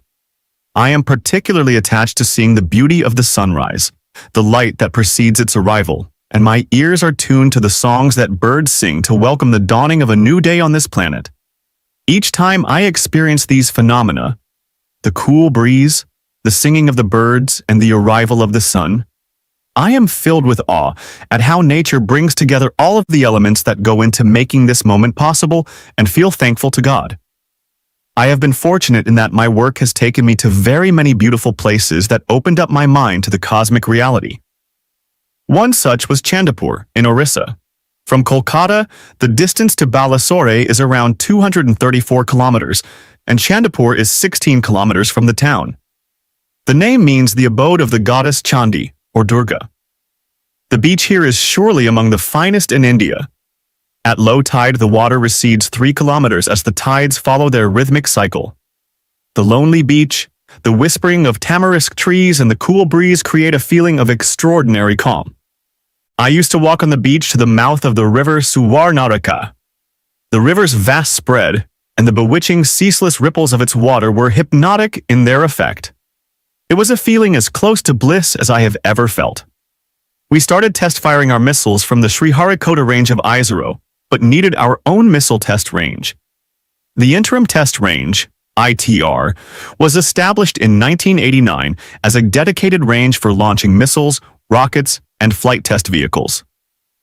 A number of missiles of different class including the multi-role Trishul, multi-target capable Akash, the anti-tank Nag missile, the surface-to-surface missile Prithvi, and the long-range technology demonstrator Agni have been test-fired from the ITR. BrahMos, the Indo-Russian joint venture set up to develop supersonic cruise missiles, has also been tested at this range. The ITR has also supported a number of other missions such as testing of the multi-barrel rocket launcher Pinaka and the pilotless aircraft Lakshya. The ITR has also been made capable for testing airborne weapons and systems with the help of sophisticated instrumentation. Thrust areas include tracking long-range missiles, air defense missile systems, weapon systems delivered by the Light Combat Aircraft, LCA, multi-target weapon systems, and high-acceleration maneuverable missiles. The ITR extends 17 kilometers along the seacoast where a number of tracking instruments have been deployed along the flight path of the test vehicles. Some of the significant test facilities at the ITR are a mobile and fixed electro-optical tracking system, mobile S-band tracking radar, fixed C-band tracking radar, fixed and mobile telemetry system, range computer, photo processing system, meteorological system, and range safety systems. An expert system has been developed for aiding safety decisions during launch. The ITR is slowly but surely growing into a world-class range. It was a hot and humid midnight sometime in July 1995. We were going through the results of the 4th consecutive successful flight of Prithvi. People's faces were lit up with success. There was a mood of celebration. More than 30 of us, representing 1,200 hard-working team members, were pondering over the question, what next? Lieutenant General Ramesh Khosla, Director General Artillery, suggested that the Army needed a flight test on a land range with the accuracy of impact at the final destination within 150 meters. This is called circular error probability, CEP, in technical terms. We opened a geographical map of India. There were 5 tiny dots at a distance of 70 to 80 kilometers from ITR. These are the Wheeler Islands. We could not go to the Rajasthan desert for obvious reasons. The Andaman and Nicobar Islands are far away. At 2 a.m., we decided that Wheeler Islands were the right choice for the missile impact test. Now the search for a suitable island started. A helicopter was used to survey the area. Someone proposed asking the fishermen to guide us to the islands.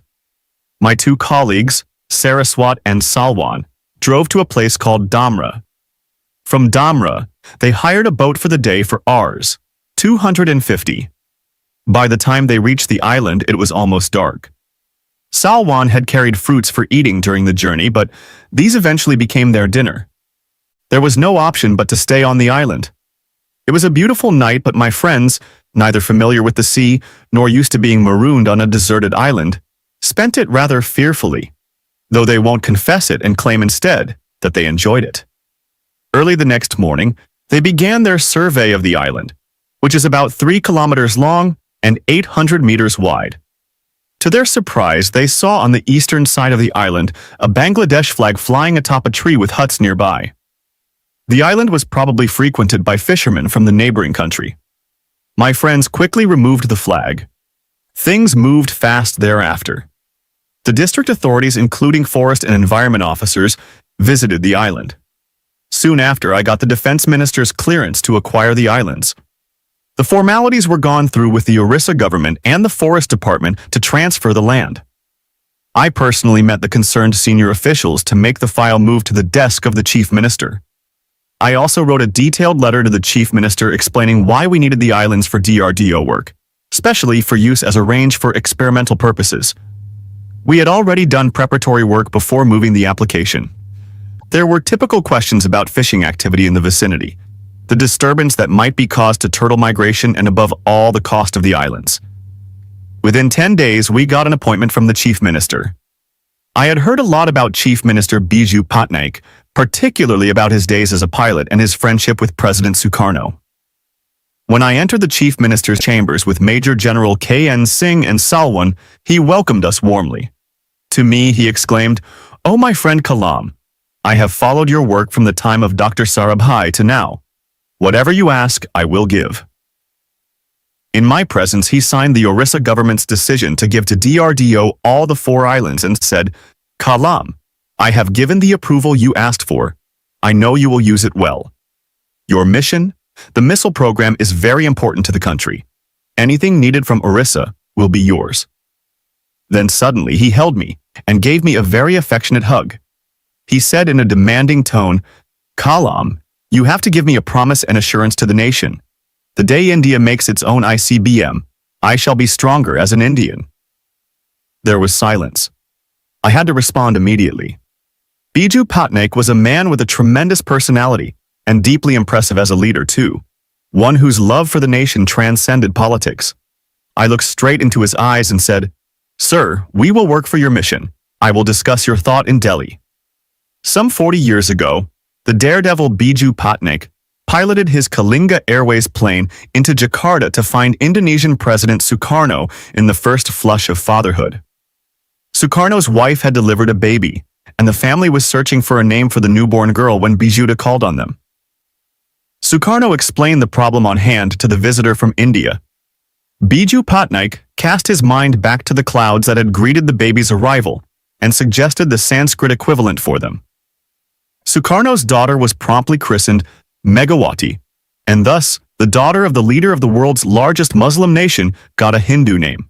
For great men, religion is a way of making friends. Small people make religion a fighting tool. Many years later, after several political upheavals, Megawati Sukarno Putri would become first the vice president and then the president of Indonesia. Lament, my friend, at the passing away of a generation of politicians with a voice, vision, and reach that went far beyond our borders. Lament at our state-sponsored, abnormal, and paranoid fixation with a particular country that has blinded us to the rest of the world, including the Third World, which we used to head not so long ago. And weep softly at what we have reduced ourselves to in the comedy of nations.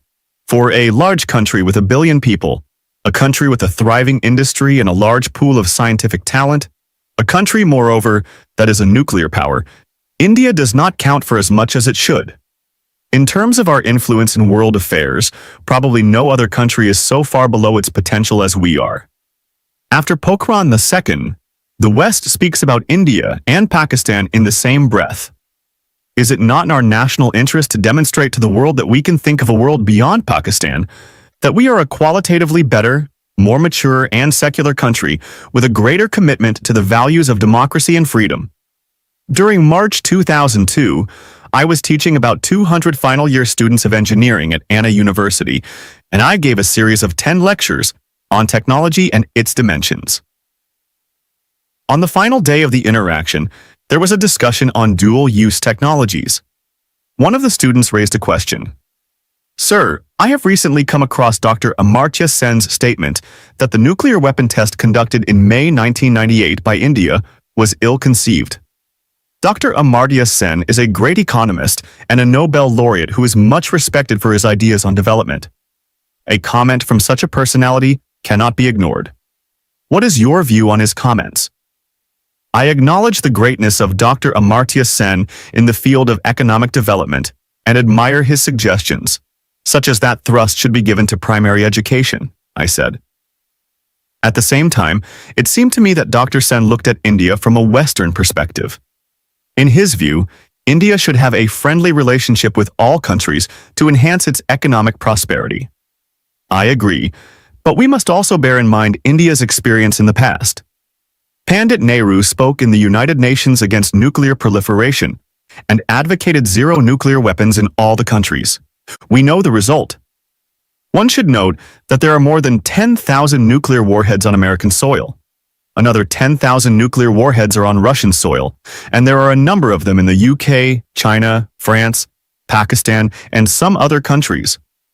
The START II and the recent agreements between the USA and Russia only talk about reducing the number of nuclear warheads to 2,000 each, and even these agreements are limping. Nobody takes the reduction of warheads in serious terms.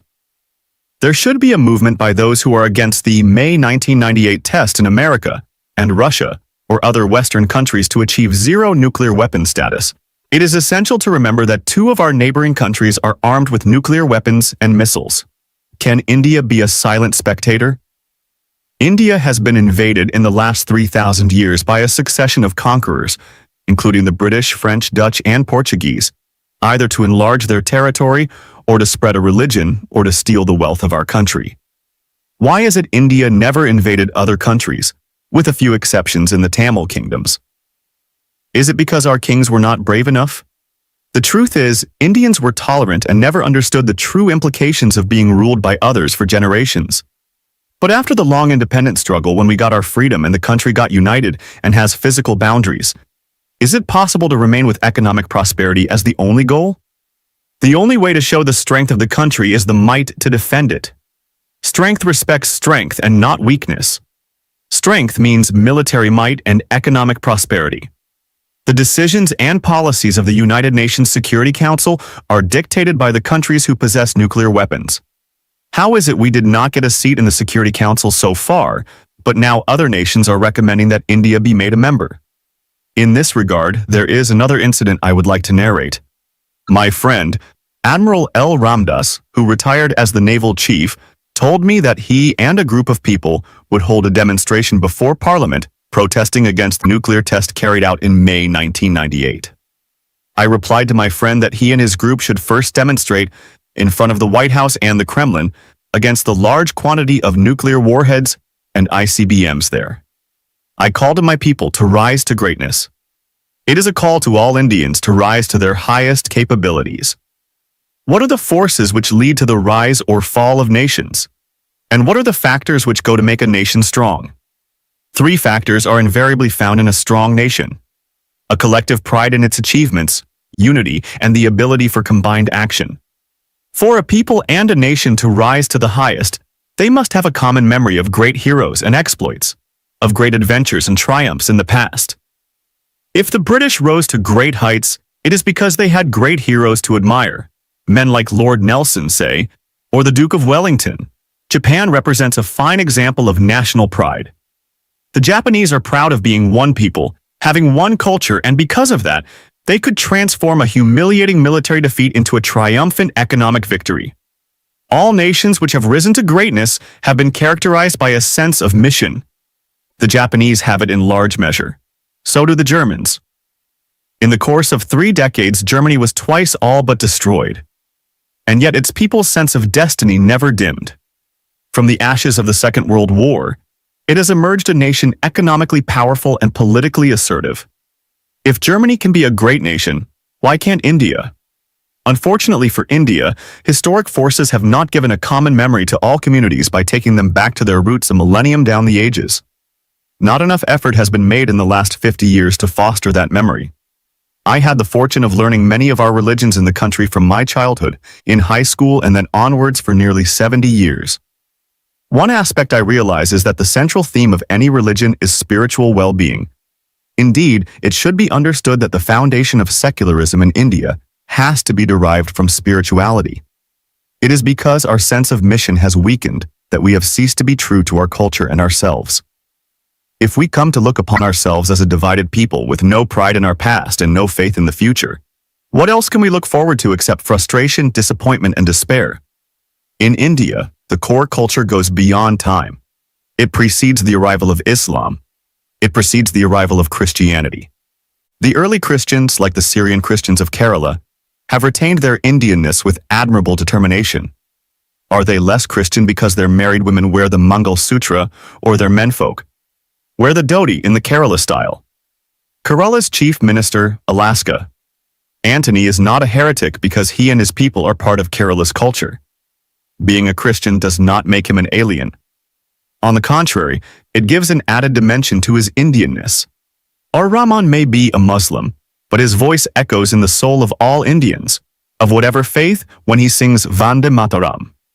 The greatest danger to our sense of unity and our sense of purpose comes from those ideologists who seek to divide the people. The Indian Constitution bestows on all the citizens total equality under its protective umbrella. What is now cause for concern is the trend towards putting religious form over religious sentiments.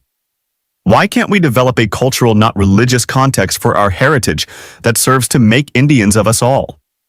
The time has come for us to stop differentiating. What we need today is a vision for the nation which can bring unity. It is when we accept India in all its splendid glory that, with a shared past as a base, we can look forward to a shared future of peace and prosperity, of creation and abundance. Our past is there with us forever. It has to be nurtured in good faith, not destroyed in exercises of political one-upmanship. The developed India will not be a nation of cities. It will be a network of prosperous villages empowered by telemedicine, tele-education, and e-commerce. The new India will emerge out of the combination of biotechnology, biosciences, and agriculture sciences, and industrial development. The political leaders would be working with the zeal born of the knowledge that the nation is bigger than individual interests and political parties. This attitude will lead to minimizing the rural-urban divide as progress takes place in the countryside, and urbanites move to rural areas to absorb the best of what nature can give in the form of products and wealth. The most important and urgent task before our leadership is to get all the forces for constructive change together and deploy them in a mission mode. India is a country of 1 billion people with numerous religions and communities. It offers a wide spectrum of ideologies besides its geographic diversity. This is our greatest strength. However, fragmented thinking, compartmentalized planning, and isolated efforts are not yielding results. The people have to come together to create a harmonious India. The second vision of the nation will bring about a renaissance to the nation. The task of casting a strong India is in the hands of a visionary political leadership. Summary. There are success stories among failures.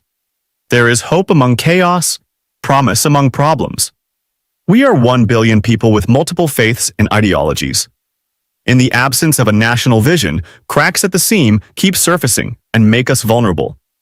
There is a need to reinforce this seam and amalgamate us into one national forum.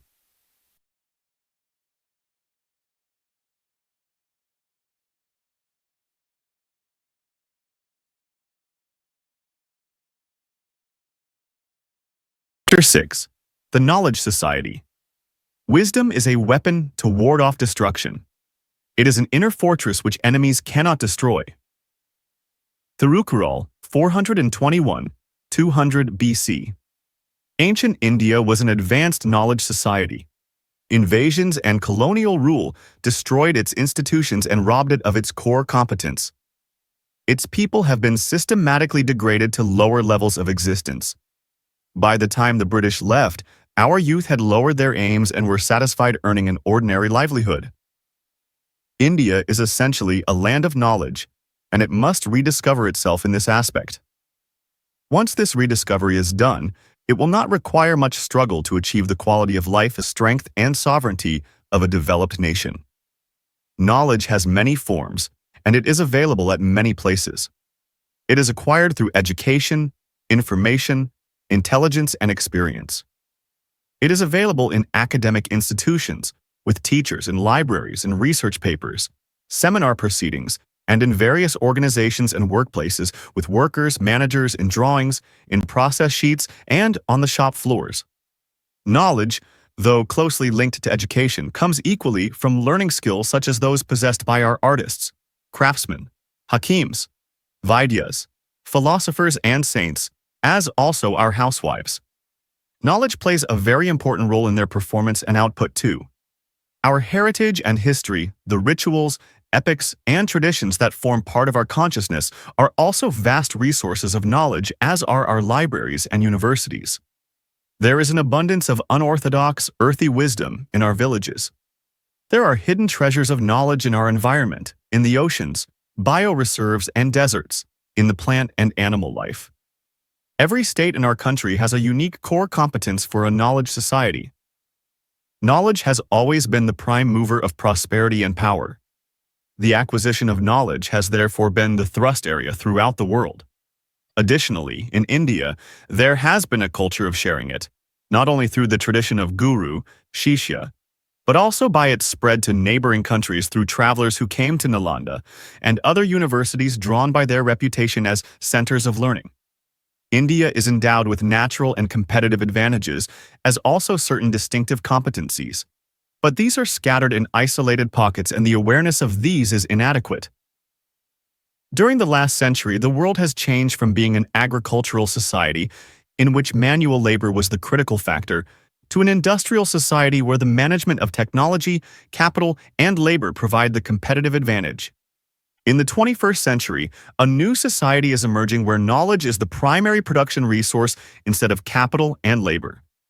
Efficient utilization of this existing knowledge base can create wealth for us in the form of better health, education, and other indicators of progress.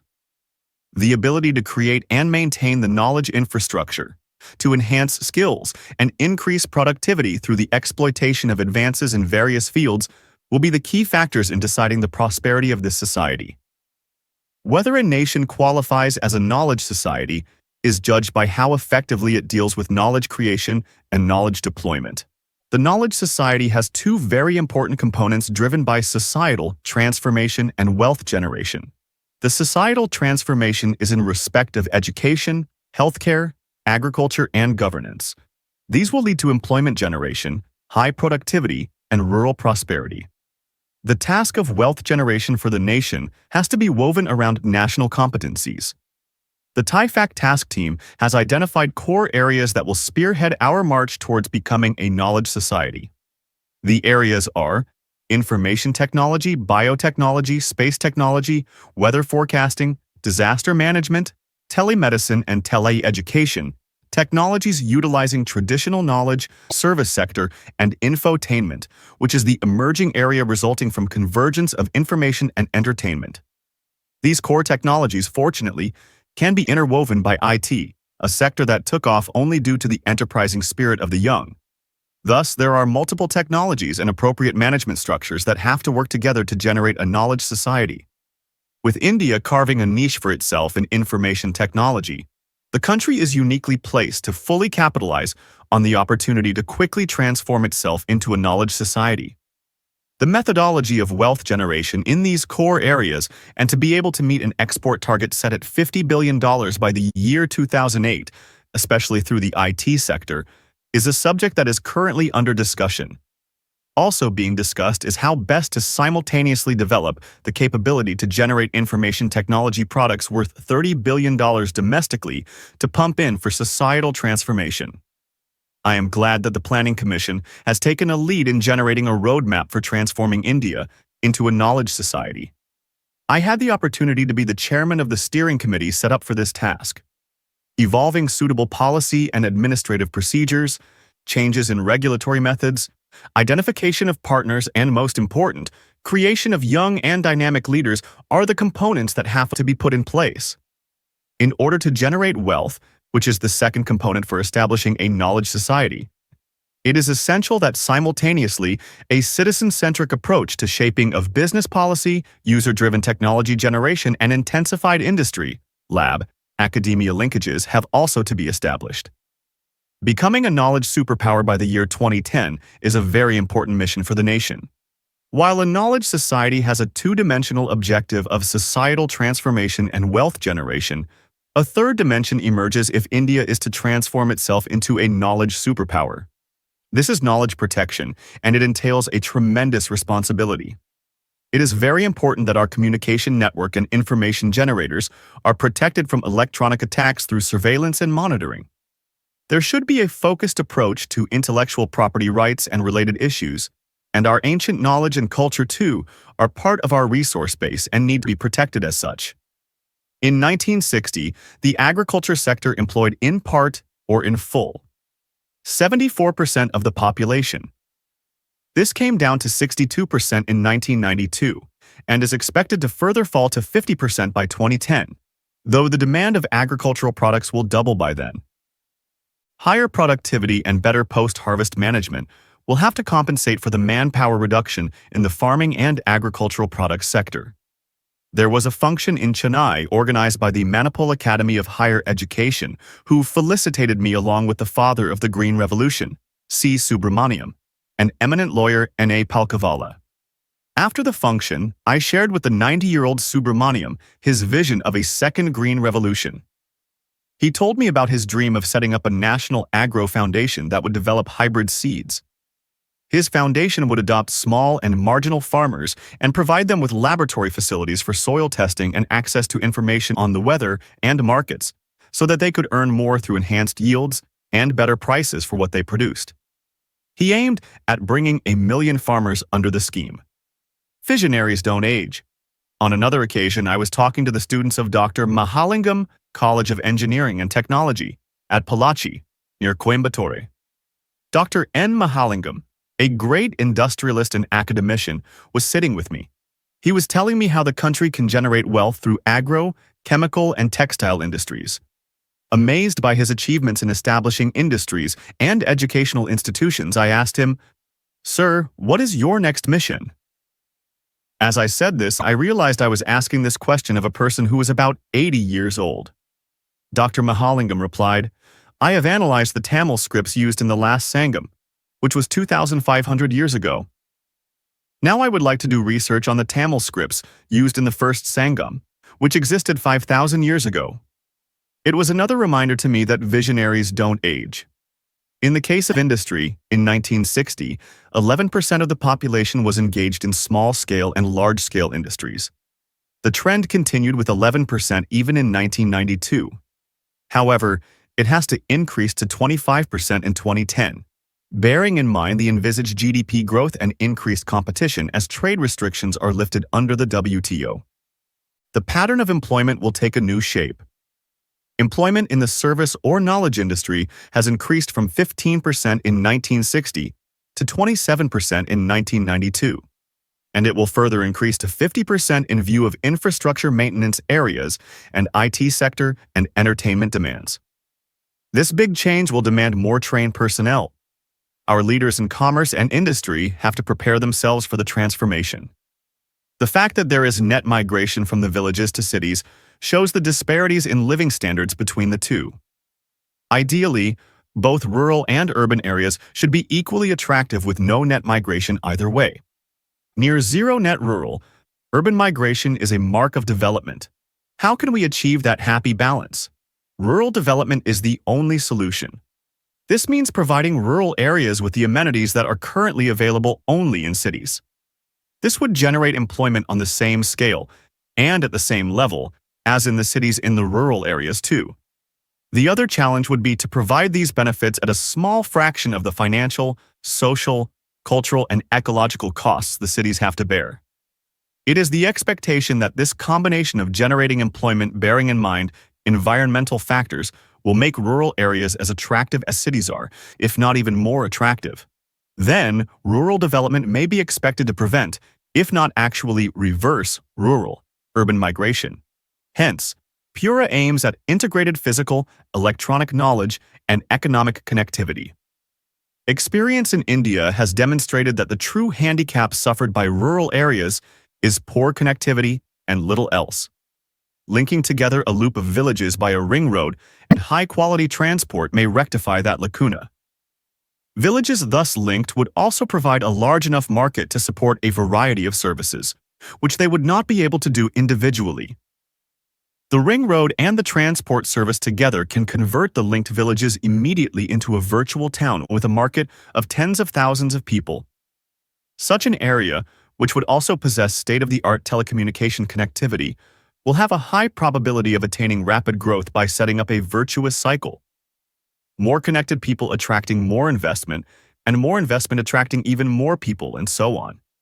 Basically, this involves selecting a ring of villages, connecting the villages on the ring by establishing a high-quality transport and telecommunication system, encouraging reputed specialists to locate schools, hospitals, and other social services around the ring, marketing this well-serviced space to attract industry and commerce and internet connectivity.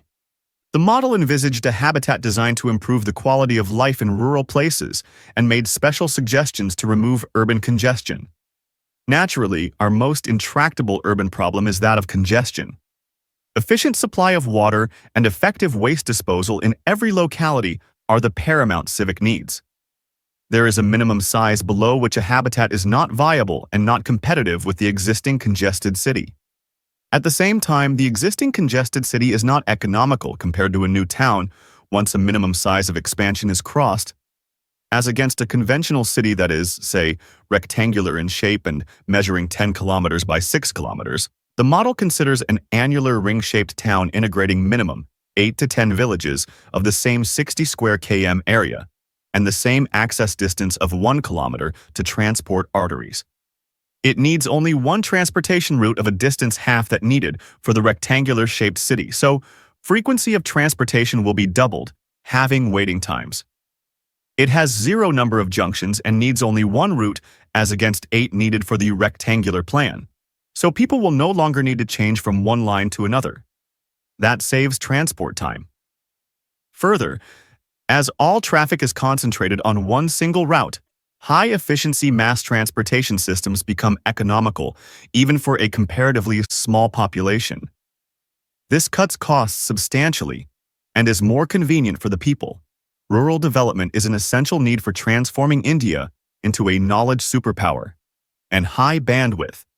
Rural connectivity is the minimum requirement to take education and healthcare to the rural areas. Roadmaps for development of certain areas have been generated, and we have to work on their realization.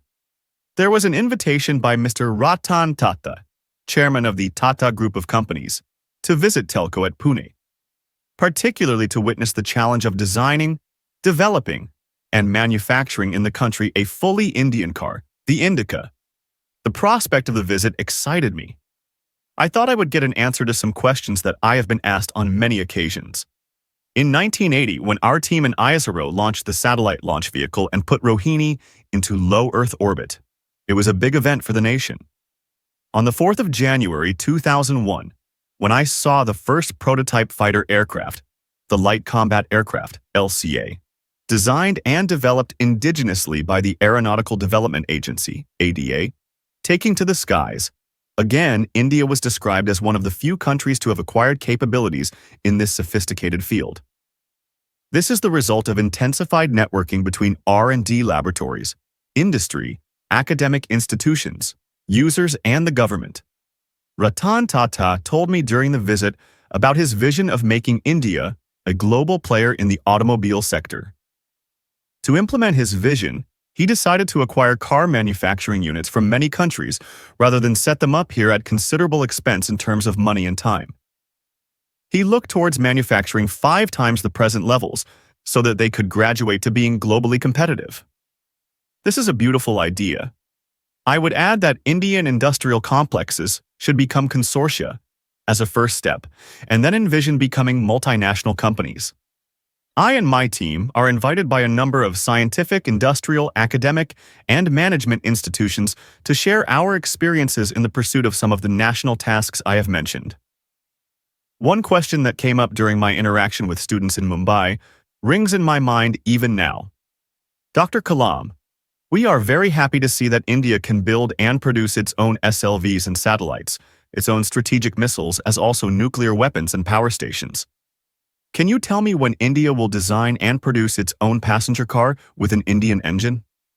When I was going through the design, manufacture of component, subassembly, integration, and testing plants at Telco, and was told that the company is producing about 60,000 cars annually, I was reminded of this question. I was not only witnessing the answer to it, but also the technological strength of our nation. I had another opportunity to see a concept take shape when Wipro invited me to participate in a function to mark the commissioning of a mobile heart care clinic at Bangalore in October 2000. This was a collaborative effort of WRITEEN, Care Foundation, and KALAMS'S. My friend Arun Tiwari and I provided the system concept for the project. It was a great experience for me. After the inauguration, I visited the Wipro GE Center that builds specialized medical equipment using advanced technologies. As soon as I entered, a young man approached me and pinned a national flag on my shirt. I shook his hand and asked him, "Young man, will you stay and work for this country?" He replied, "Dr. Kalam, I am in the profession of working on medical gadgets that are used for diagnosis.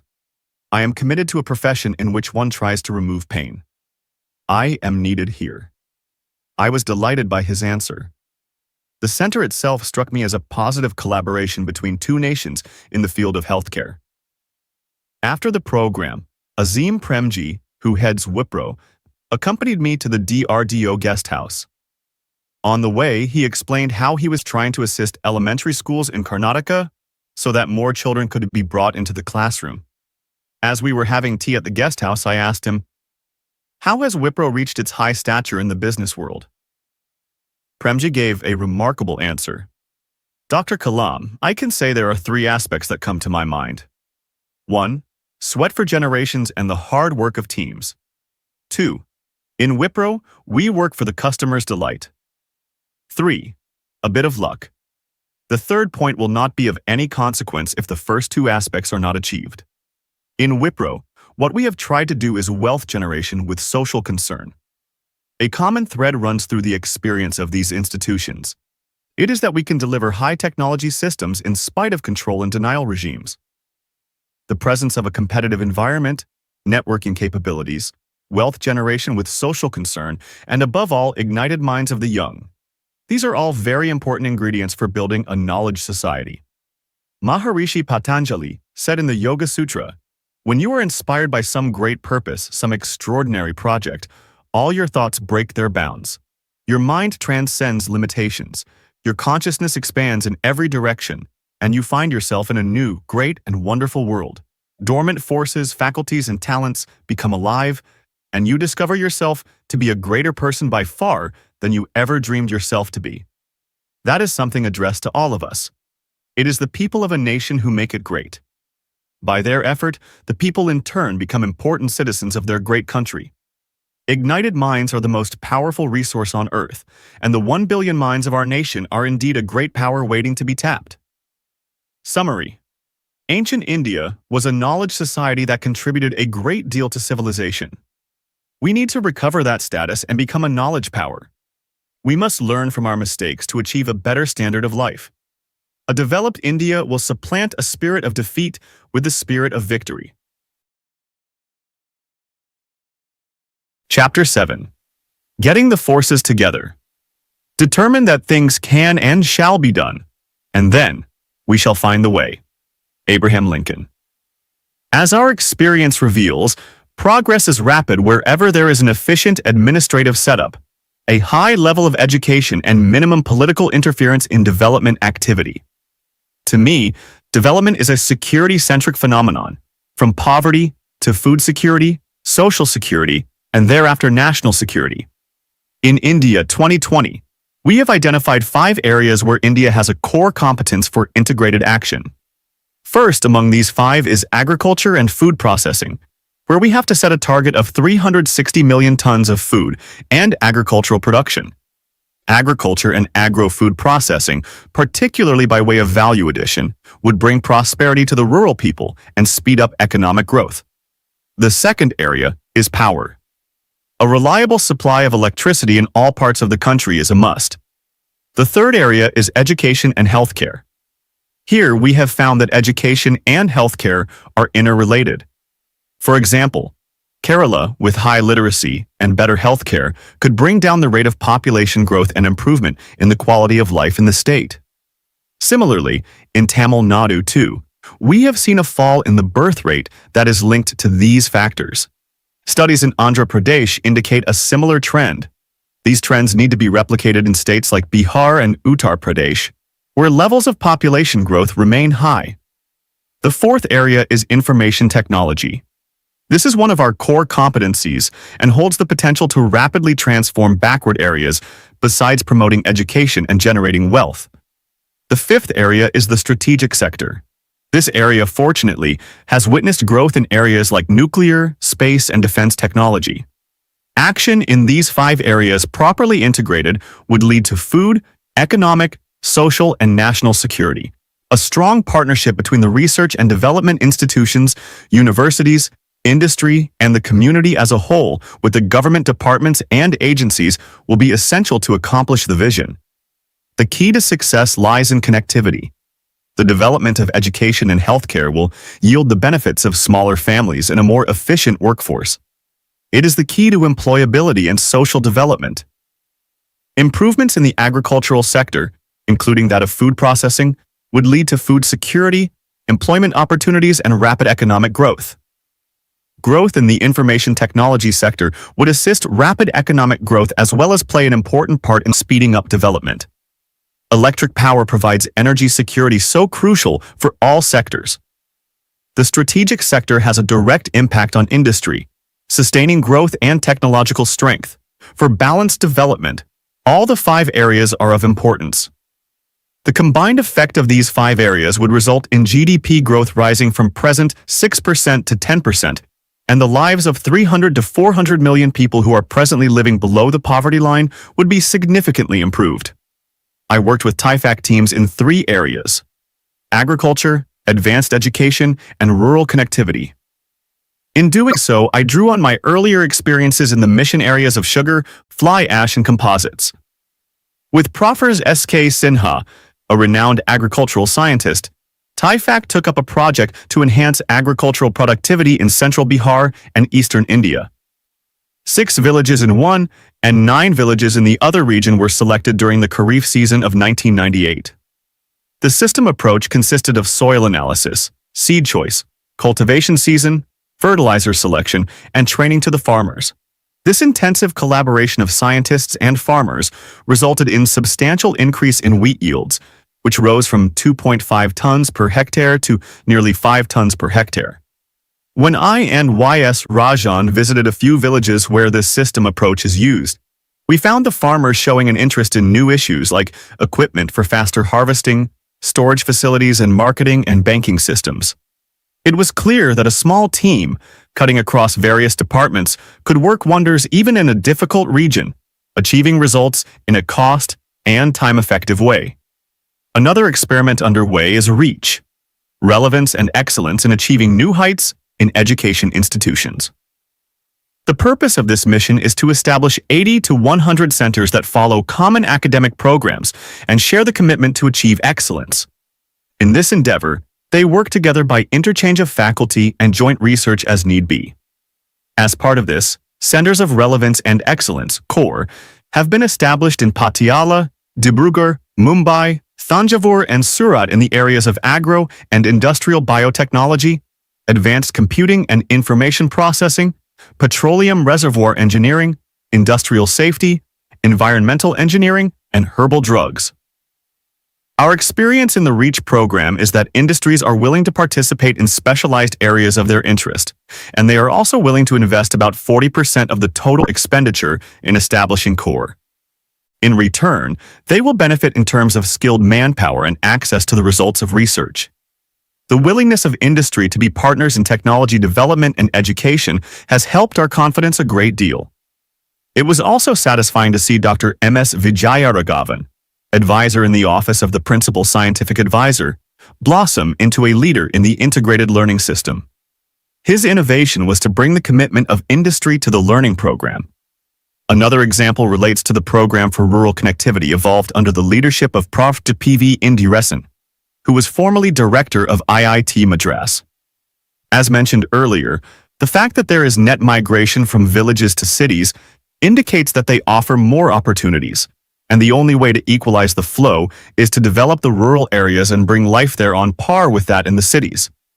Once employment opportunities increase there, as do the amenities available, as per the model created by Prof. Indiresan, rural development may be expected to prevent, if not actually reverse, rural-urban migration. Presently, several technologies exist to make this possible, provided we use the connectivity approach in various areas. For the Rural Development Program called PURA, we have introduced the concept of dynamic connectivity of 4 types called PEAK: physics, electronics, economics, and knowledge connectivities. One more important need is IT-driven telemedicine. In May last year, I visited the Care Hospital in Hyderabad. The whole place had been geared up for a telemedicine trial, and the hall was full of doctors, communication engineers, computer scientists, and software experts. Patients were to be tested and advised through telemedicine. The patients would undergo electrocardiography and tests for liver functioning. The novel thing was that the patients were in a distant place, but the diagnosis would be done in Hyderabad. The doctors and the patients interacted via satellite. The ECG data was exchanged with high-resolution image transfer and clinical information provided in real time. I could see the ultrasound images of liver and heart functioning of the patients coming from a faraway hospital as specialists gave their opinion. It looked like a very promising way to offer healthcare services in places that did not have the medical facilities of a large city. Telemedicine could take advanced medical technology to the rural villages and help link up primary health centers, area hospitals, district hospitals, and specialty hospitals in the state capitals. To me, it was fascinating to see how it brought together engineering and medical science to treat a patient irrespective of distance, using advances in satellite communication and transmission of data. It was in 1990, on a recommendation of a friend of mine, that I visited Aravind Eye Hospital at Madurai for an eye checkup and treatment. Upon entering, I saw an orderly queue of patients awaiting their turn and joined it. The queue was a long one, but it was moving fast, and within half an hour, I was being examined by Dr. G. Nachiyar and recommended treatment. That done, I went to deposit the money for admission to the hospital. However, I had trouble paying at the counter as the girl there refused to accept a check, and I had no cash. I went to Dr. Nachiyar again and told her my predicament. She considered briefly and agreed to admit me. I was treated and discharged after a few days. A few days later, I received a letter from Dr. Nachiyar apologizing for not having recognized me. She came to know only when my security personnel inquired about me at the hospital after my discharge. I have visited the hospital often after that first visit. Dr. G. Venkataswamy, brother of Dr. Nachiyar, is a good friend, and I make it a point to meet him every time I visit Madurai. Let me tell you a little more about Dr. Venkataswamy and his commitment to his work. The Aravind Eye Hospital handled more than 1.3 million outpatient visits in 2001. It conducted 190,000 surgeries and held about 1,500 eye screening camps. No wonder, then, that Dr. Venkataswamy's hard work has achieved recognition from WHO. The hospital provides training to students from leading universities abroad, including Harvard and Johns Hopkins. Dr. Venkataswamy has become a superb surgeon despite what to many in his position would be a crippling handicap. His fingers are twisted and frozen by arthritis that struck him while he was a student in medical school. One day, as we were talking, he narrated this incident to me. An industrialist from Delhi came to Dr. Venkataswamy and said, "I need to build a hospital, and I am very much impressed with your hospital. Will you come and start a hospital in Delhi for me?" Dr. Venkataswamy asked him, "What is it that you want? You have the money. It is not difficult for you to put up a hospital in Delhi. Why don't you just do it?" The industrialist said, "No, I want a hospital with the Aravind culture. People are cordial here. They seem to respect people more than money. There is a certain empathy or compassion that seems to flow from them." My own experience at the hospital bore this out. In the Aravind experience, I see the path that we need to take. A transformation of life into a powerful instrument of right action. As with medicine, in the same way, we shall see technology allied to different fields, such as agriculture. But the overall purpose has to be to help the people and meet their needs. The vision of a developed India can be realized only if we recognize that wealth generation and wealth protection are two sides of the same coin. A nation's wealth represents the sweat and hard work of its people. The famous Tamil poet Andal, who was regarded as one of the 13 Vaishnavite Alwars in her famous work Tirupavai, invokes the blessings of God to provide in plenty, Nengatha Selvam, stable wealth, to the land. This is possible only with an integrated approach towards development. Granted, planners look individually at the activities of various ministries and approve their action plans. However, if these proposals were to be looked at not in isolation but in the context of multiple-use planning, the benefits would multiply. Thus, a technology, product, or a service resulting out of a particular program of a department ministry should be mandated to be available to other departments' ministries at the stage of plan approvals. This would provide the needed integration at the planning stage. A similar approach needs to be put in place at other downstream activities. An integrated mission approach would permit interweaving of measures to generate wealth with similar steps for wealth protection. This is the hallmark of a developed country and hence the key to a developed India. Another aspect of a developed country is global competitiveness of its industry. It is not only catering to the home market but also aiming for a large market outside it. Hence, its contribution to GDP is also very large. This is a prerequisite for India too in its development. Indian industry has to show the same competitiveness and innovation so that we can have our own multinationals. Universal literacy and access to education for all is another fundamental requirement for a nation to be truly developed. Education would result in the creation of a large base of people who excel in various fields as well, an invaluable resource for any country. At present, however, there is a high degree of asymmetry in the educational system. While there are many who aspire to higher education, quality institutions to impart this are few. This creates a large mismatch of demand and supply in quality manpower, and is starkly evident in emerging sunrise areas such as information technology, biotechnology, environmental engineering, and manufacturing technology. The economic liberalization taking place will only intensify such demand in coming years. Moreover, higher education has also to be made more relevant to industry and society, an aspect in which it is inadequate at present. One solution lies in fostering institutions with expertise in selected subjects of relevance to industry and society. Some of the institutions which have excelled this far could provide templates for the new ones.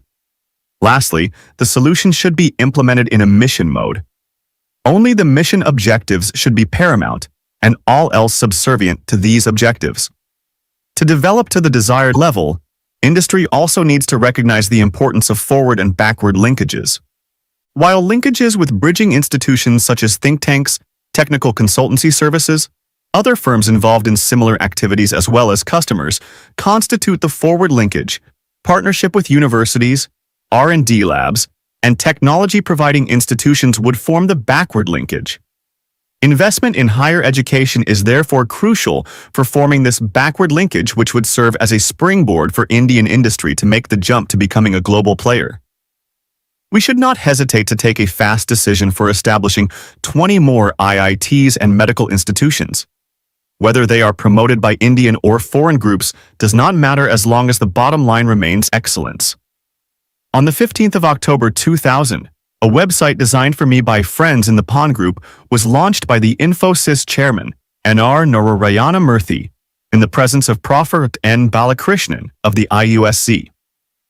Some of my friends asked me to post a few questions on the website.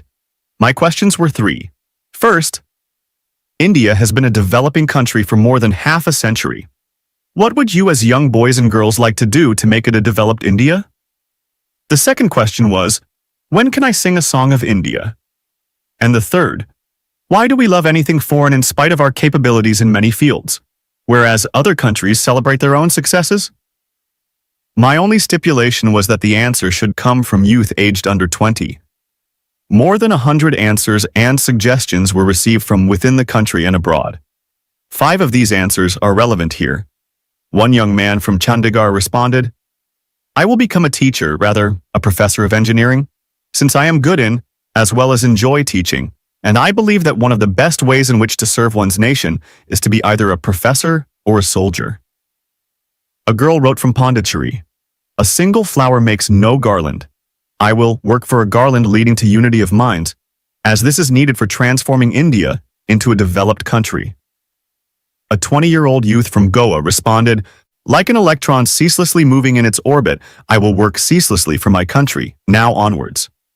With reference to the second point I had raised, a young man from Atlanta wrote, When India becomes capable of imposing sanctions against any country, if they are needed, then I will sing a song of India. What the young man meant was that economic strength brings prosperity accompanied by national strength. The fifth answer is actually something that 30% of the respondents said. The need for greater transparency in various facets of our life. One crucial fact often overlooked is that India has a population of 700 million people below the age of 35. These are 700 million people with the inclination, the ability, and the enthusiasm to take the nation to greatness. It is a very big force for change indeed. How can one ignite the young minds? How can one attract and involve the young in the task of nation building? Only a united vision launched with renewed vigor will bring the young force into action. The subject of transparency and values brings to my mind Gandhiji. I happened to meet in Delhi his granddaughter, Sumitra Kulkarni. I asked her, Sumitraji, is there a particular incident, in respect of honesty in public life, that you always remember from your grandfather's life? She narrated to me this story. Every day, as you all would have heard, Mahatma Gandhi held a prayer meeting at a fixed time in the evening. After the prayers, there would be a collection of voluntary gifts for the welfare of Harijans and others. The devotees of Gandhiji used to collect whatever was given by the people of all sections, and this collection was counted by a few members suggested by Gandhiji. The amount so collected would be informed to Gandhiji before dinner. The next day, a man from the bank would come to collect the money for deposit. Once the man reported that there was a shortage of few pays in the money handed over to him and the amount informed to Gandhiji the previous night. Gandhiji, on hearing this, was so upset that he went on fast saying that this is a poor man's donation and we have no business to lose any of it. This episode is a unique example of transparency in public life. Well, in the same country we are witnessing the best and the worst. We should all, particularly the young generation, launch a movement for a transparent India, just as our fathers fought for our freedom. Transparency is a cornerstone of development. We have spoken about our progress since independence. We are self-sufficient in agriculture, lead the world in milk production, have made enormous strides in industrial development, and so on. However, we are still a developing country, one among hundreds. As such, it is important to understand where we stand in terms of competitiveness. A country's competitiveness is defined as the ability of a national economy to achieve sustained high rates of economic growth. By that yardstick, according to the Global Competitiveness Report prepared by the World Economic Forum, Singapore is first, the USA is second, Hong Kong is third, Taiwan is fourth, Canada is fifth, the UK is eighth, France 23rd, Germany 25th, and India 59th. What decides world competitiveness? It is a combination of the progressiveness of industry, the push for improved technology, and the status of governmental deregulation. In terms of overall GDP size, we are 12th in the world. In terms of per capita GDP, we are 57th. Is this status acceptable to us, especially to the young? I believe we should work for 4th or 5th position in terms of GDP, as well as in respect of competitiveness. The target year should be 2020, and we should aim for a higher position afterwards. We have discussed some of the strategies and tools that can help us acquire the desired status. To reiterate, a knowledge society can form the foundation for such a vision. I am glad that the Planning Commission has taken a lead in generating a roadmap for us to become such a society. Where do we start? A number of new states have been created recently, and these provide an excellent opportunity.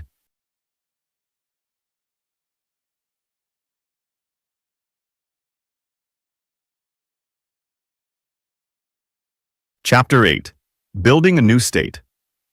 If I were to look over the whole world to find out the country most richly endowed with all the wealth, power, and beauty that nature can bestow, in some parts a very paradise on earth, I should point to India. F. Max Muller. I began this book with my travel to Jharkhand state in the month of September 2001. That was my 4th visit. The first 2 visits brought me very close to the core competence that this state possesses. I have been made patron of the Science and Technology Council of this state. My purpose on this visit was to work out a developmental program in the area of herbs, forest products, and other natural resources after meeting with the Chief Minister, Babu Lal Marandi, the Minister for Science and Technology, Samaresh Singh, and concerned officials. When I landed at Ranchi, a group of boys and girls greeted me with lots of flowers. I was quite moved by their regard for a simple scientist and their trust in his dreams. I also met the governor, Prabhat Kumar, who told me about the hard-working nature of the people and the forest wealth of the state. I recalled my earlier visit to the hill region about 75 kilometers away from Ranchi. Prof. Basu was spearheading a program oriented towards children's education and health. As I met the people of the hill region, young and old, in the village complex sitting like them on the ground, one thing was clear to me. My presence here was ordained. The components for development were all there. A fertile area with good rainfall, tall trees and rich vegetation, and people who were willing to work hard. Their faces were lit up with happiness so pure it is rarely seen anymore, in the cities at least. However, their bodies looked tired, showing signs of excess work for a bare livelihood. On this visit, we made some headway in drawing up a viable plan for developing a herbal drugs industry in the state. We discussed in detail with various officials plans for herbal farms and marketing the herbs to drug producers. Our purpose was that the drugs be manufactured within the state itself so as to provide increased income to the state from value addition, as also boost industry there. This was a new experiment for the state and also for our mission, but one that, given our experience in mission management, offers tremendous scope for Jharkhand to enter into 3 areas in a big way: floriculture, herbs, and herbal products. After the meeting, we started for Bokaro, the steel city. The weather was cloudy, and we wondered if the flight would be cancelled. We reached Ranchi Airport at 2:30 in the afternoon. A Pawan Hans helicopter had been hired by the state government. I asked the pilot whether we could fly in this weather. All smiles, the pilot promised me a beautiful flight, and so the helicopter took off, with myself and 2 other passengers. I have often flown in a helicopter, but did find the weather particularly rough on this occasion. However, the pilot was skillful, and I even congratulated him at one point for keeping the flight smooth in spite of the turbulence. It was a marvelous experience as we flew over vast stretches of forest and hills and streams. I was struck by the clean environment. I wondered whether this precious natural wealth could be conserved from mindless destruction for short-term business gains. With such thoughts in my mind, I noticed that we had started descending. Suddenly, I found the 2 pilots in agitated discussion regarding the falling RPM count. I became alert myself. Looking down, I could see a large number of cars and people everywhere. Then the crash. The helicopter hit the ground with a shattering sound. Broken parts flew around us and I could see fire engines rush towards us. I simply got out of the helicopter that had hit the ground as a dead weight. Fortunately, the engine failed while we were quite close to the ground. Had it failed moments earlier, we could have perished under the impact of the freefall. The pilots were in a state of shock and looked at me helplessly. I held their hands and thanked them. I said, sometimes it happens with flying machines, and as pilots, they have to face it with courage. I had to address the Chinmaya Vidyalaya students, and they would all be waiting. So we rushed to the school, leaving behind the crash and the shock. The school's principal, Krishna Swami, received me, and the students showered rose petals as I walked to the dais through the auditorium. News of the crash had preceded my arrival. The children sat in pin-drop silence. To ease the tension, I told the young gathering, "Friends, when I was traveling from Ranchi to here, I admired God's great gift to the state. Under the ground and above it, you have minerals in abundance. The rich soil of the Jharkhand plains can give bountiful crops. When I was flying over the lovely forests and the valleys and hills, the thought of the wealth they hold in terms of forest and herbal products was very reassuring. On the ground, I saw a fully operational steel plant. Now, what I see in front of me and what the new state is famous for is its industrious people. So this state has all the wealth needed. It is a land waiting for a transformation to occur. I see in the future villages that will be provided with urban facilities and are self-contained in respect of education, health, and occupation. Today's incident will help define my remaining life's mission. I forgot my inconvenience during the landing after seeing the state's wealth. How can you use this core competence to become a developed state? For that, you have to work in the mission mode. At the time these children would be entering adult life and taking up careers, they could be part of a national endeavor to becoming a knowledge society. Their contribution to the state itself could be tremendous. That should be their goal, to make Jharkhand great. One thing that came to mind constantly as I went round the exhibition put up by the children and watched their performances, including a marvelous peacock dance, was how important it was to improve the education system so that it did not stifle these powerhouses of creativity. I felt this is one area I must work upon with the state and the center. I continued with my other engagements after the function at the Chinmaya Vidyalaya. There was a meeting due at the town hall, and I went there, brushing aside the concern of the doctors thoughtfully sent by the general manager of the Bokaro steel plant to look after my well-being. At the town hall, the subject I had to speak on was Jharkhand's core competence and industries. I kept my speech short, preferring to let a discussion develop. Meanwhile, the electronic media had done its job. As there was a strong media presence to cover our arrival, news of the crash traveled quickly throughout the country. I started receiving calls on my mobile phone to find out whether I was all right. I did not want to disturb the meeting and gave the mobile phone to Dr. Vijayaraghavan, who by then had reached by road from Ranchi. I asked him to call my elder brother in Ramaswaram, who was 86 years old, and tell him I was fine. The other call I asked him to make was to my personal secretary Sheridan to handle the calls that would come in. As I was giving my talk, Dr. Vijayaraghavan passed a note to me. Your brother is not convinced that you are okay. If you are okay, he has to hear your voice. An elder brother remains elder all your life. I interrupted my speech to reassure my brother. To come back to the discussion at the town hall meeting, I was asked a very pertinent question from the audience. Dr. Kalam, the questioner said, could you please tell me why is raw material exported from many ports specially designed for this purpose? This was specially relevant to Jharkhand with its huge storehouse of mineral wealth. In answer, I narrated a conversation I had in Goa. I was on a boat crossing the harbor, on my way to the university for a convocation address, and accompanying me was Dr. Jose Paul, chairman of the Mormugao Port Trust. We started discussing iron ore exports to Japan, much of which take place from Panjim. He told me, 30 million tons of iron ore is exported annually from the 4 ports.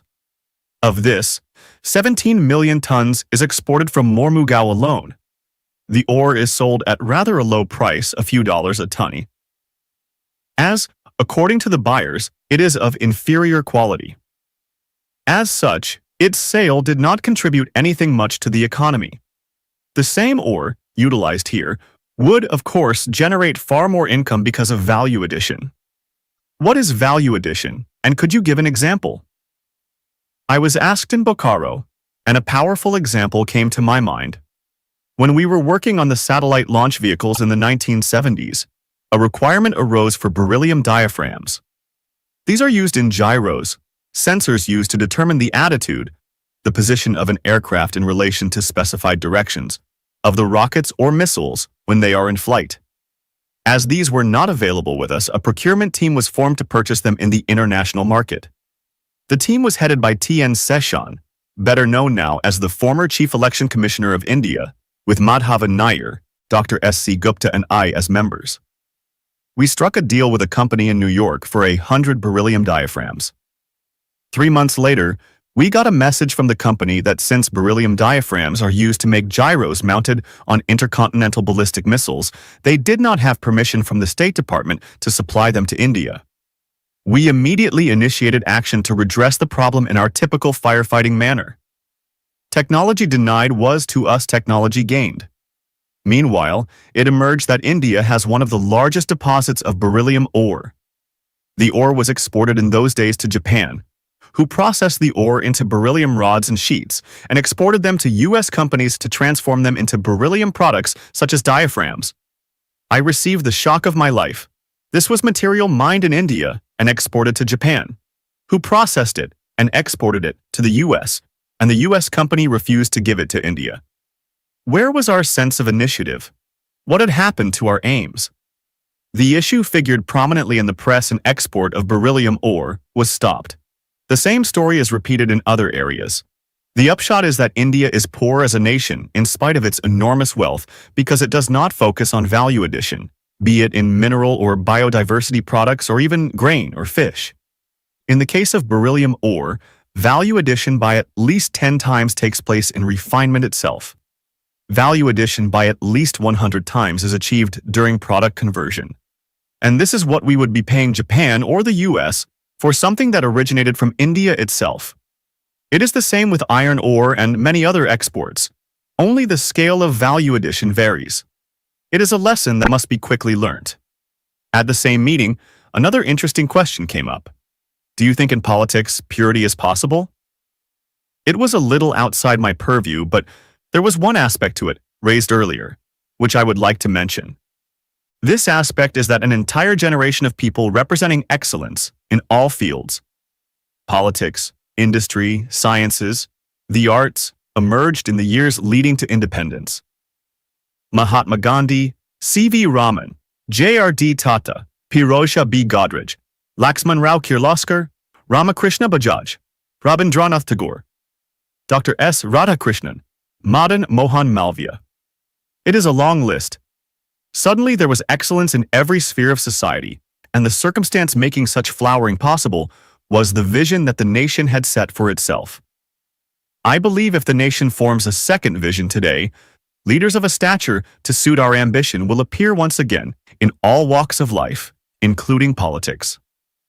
The next day, I traveled to Bokaro Steel Plant, the largest steel plant in India. The general manager of the plant, Mr. Tiwari, accompanied me. The scale of the plant was breathtaking. I saw hundreds of men working in an organized way as the sweat poured off their bodies, while the molten steel flowed from the furnace like a river on fire.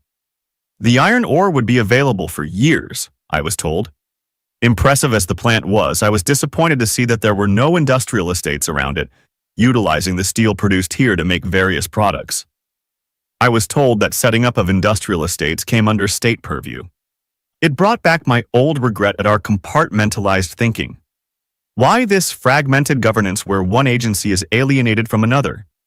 Unless development is directed towards state-based industries, working on huge national missions through centralized planning will not do much for real prosperity. On the flight back to Delhi, I wondered how Jharkhand could best be helped. What was needed were a few major missions to transform the state and a time frame.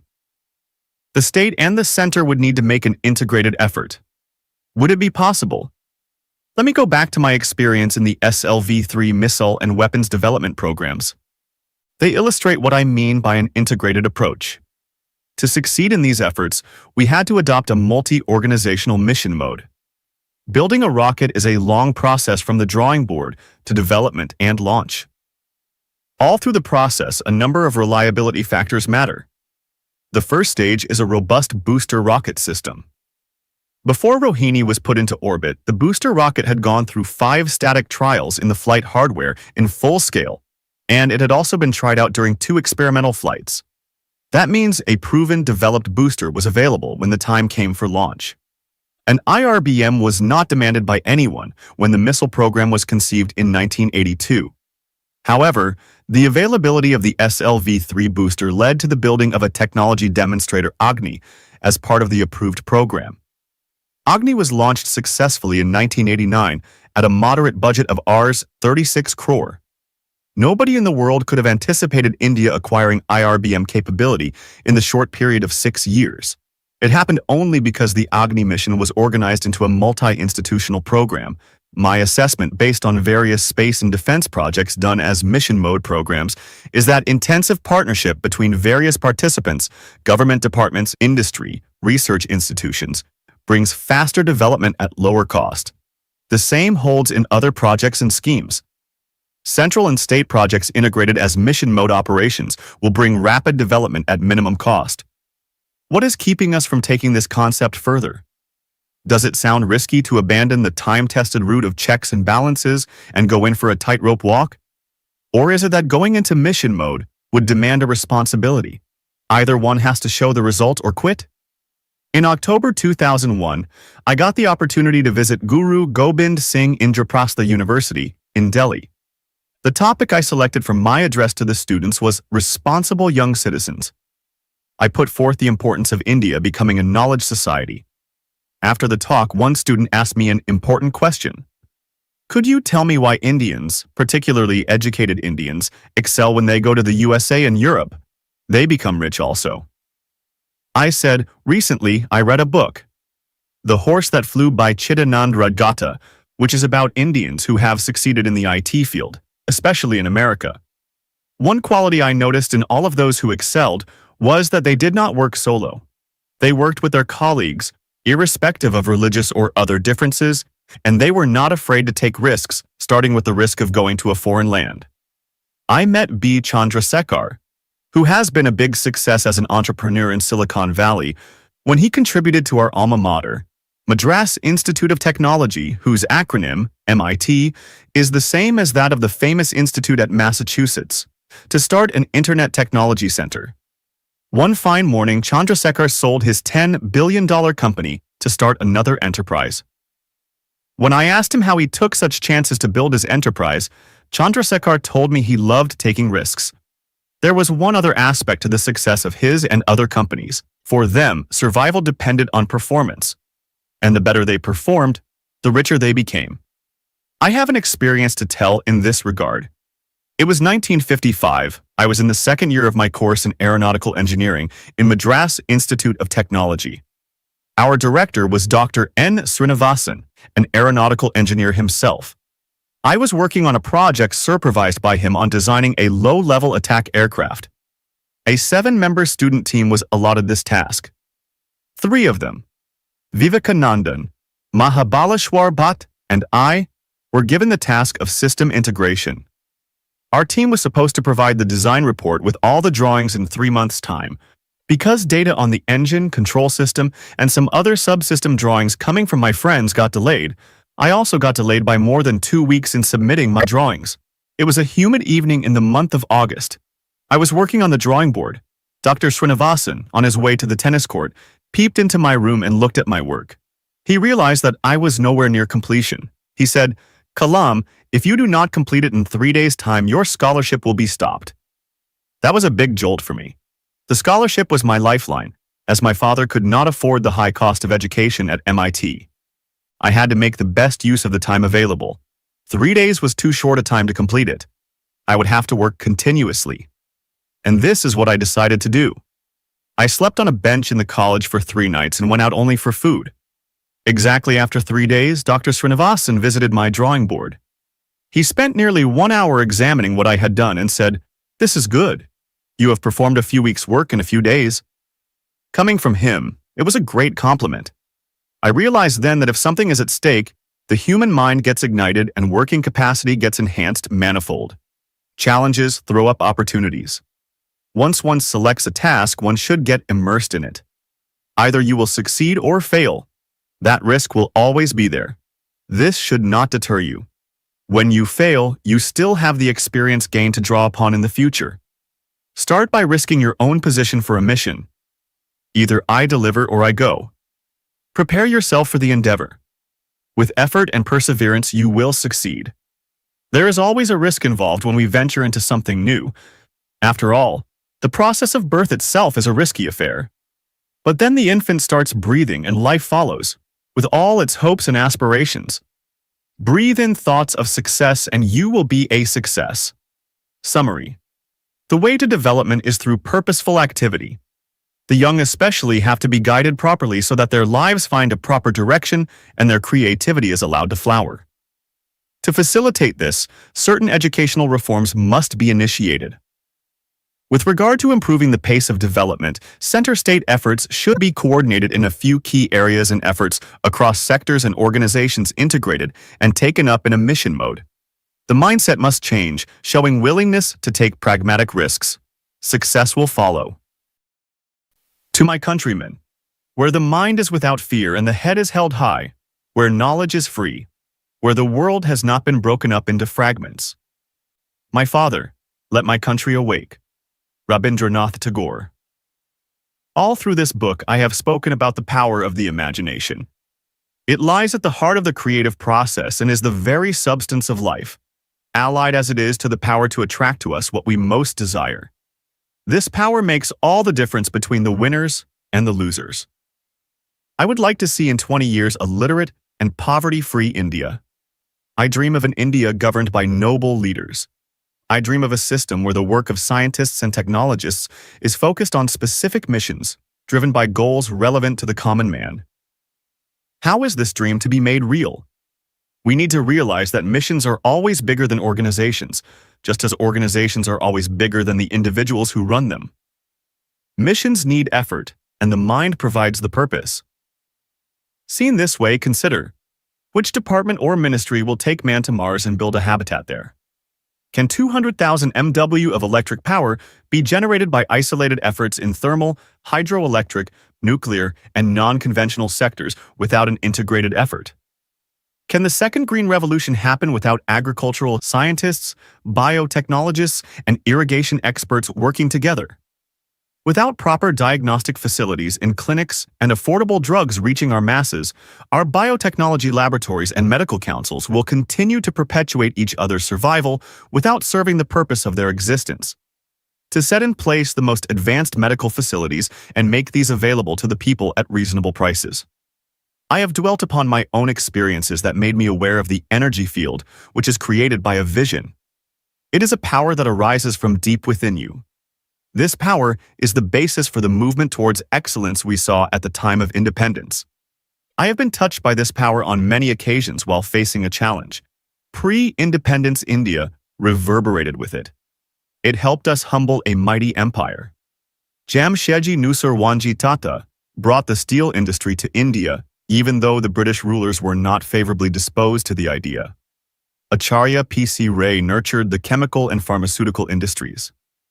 We saw the birth of many great institutions like the Indian Institute of Science, Bangalore, started by J.N. Tata, the Banaras Hindu University, established by Pandit Madan Mohan Malaviya, and Aligarh Muslim University set up by Sir Syed Ahmad Khan. Some of the progressive Maharajas too set up universities, as in Baroda. There are many examples. In all these cases, the motivation was to see India come up in the world, to demonstrate that India can do it. Are we in a position to continue that work, revive that spirit of enterprise? Shall we ever see cars designed and manufactured in India, dotting the roads in Frankfurt or Seoul, or Indian satellite launch vehicles place communication, weather, and remote sensing satellites of other nations in orbit? Or see India build power stations for the USA, Japan, and China? The possibility will remain remote if we stay with the present trend of low aim. Today, we are witnessing good progress in the software sector, but almost all of the hardware is imported. Can we rise higher on the value scale there? Can India design an operating system that will become a household name in the world of computers? Our exports consist to a large extent of low-value raw materials such as iron ore and alumina. Can we not convert these into a wide range of products that find an international market? We have hundreds of defense production industries, but why does India not manufacture and market the main battle tank, missiles, aircraft, guns, and other defense equipment? We have the most important core competence in the form of our multifaceted manpower and basic infrastructure. What is that we don't have? Let us think what prevents us in undertaking such challenges. We have to analyze how we can give a new dimension to our style of functioning by cutting across the individual interests of various ministries and even industries and institutions to follow an integrated action plan. The motive force has to be love for the country. We need a vision that is shared by the entire nation. In the drive for development, some states are faring better than others in the country. Bright young entrepreneurs have energized the national technology scene. Bangalore, Chennai, Mumbai, Delhi, and Hyderabad are hubs of business activity. But even though the IT sector is a very visible area of success and has brought in some capital investment in terms of overall development, this is not enough. Even if you take up the IT area as a mission, manpower is the most important need. Those living away from the cities must also have access to a good education to join the talent pool. And this should happen fast. My visits to the northeastern states, Tripura, and Assam and to Jharkhand showed me our untapped potential. Tripura's economy rests on forest products, including bamboo cultivation. It is rich in mineral wealth, as also in natural gas. But the transport facilities are in bad shape. It is difficult to travel, interact, and organize business. there is isolation. In Jharkhand too, there is mineral wealth besides its resources in terms of forestry products and handicrafts, all of which need to be developed. In Assam, there is no shortage of resources, and the state has good educational infrastructure. All the ingredients required for a developed economy are there, but there is insurgency and unrest among people. A focused mission will integrate people. States such as Tamil Nadu, Andhra Pradesh, Punjab, and Karnataka have made me realize that much can be achieved once efforts are made to channel development funds for improvement in areas such as education and health. These and other states can become good examples of economic development. Our intellectual forums, political platforms, academic institutions, and chambers of commerce are full of discussion and debate. There is noise, a lot of it in fact. There are endless debates, arguments, hypotheses, and theories, and yet there is little progress. However, the theme of a developed India is not discussed in boardrooms and technology conferences. I want all of us institutions, political parties, industries, communities, families, individuals, at every level to take full responsibility for what is good or bad in our situation, for what we possess and that which we do not. This would mean that we stop blaming others for the circumstances we find ourselves in. Taking responsibility also means a willingness to exercise our abilities to the fullest. This will make us worthy of enjoying the benefits that come with effort. What I have tried to tell you in this book is that we must be aware of our higher self and view ourselves as citizens of a developed nation. We are a great civilization, and each one of us born here must trust in the wisdom of this civilization. Our scriptures tell us that there is no barrier between us and the world, that we are the world just as the world is in us. It is for you to put yourself in tune with the music of the universe. There are a few points I would like to mention. The needs of a nation's people are bigger and much more important than any other considerations.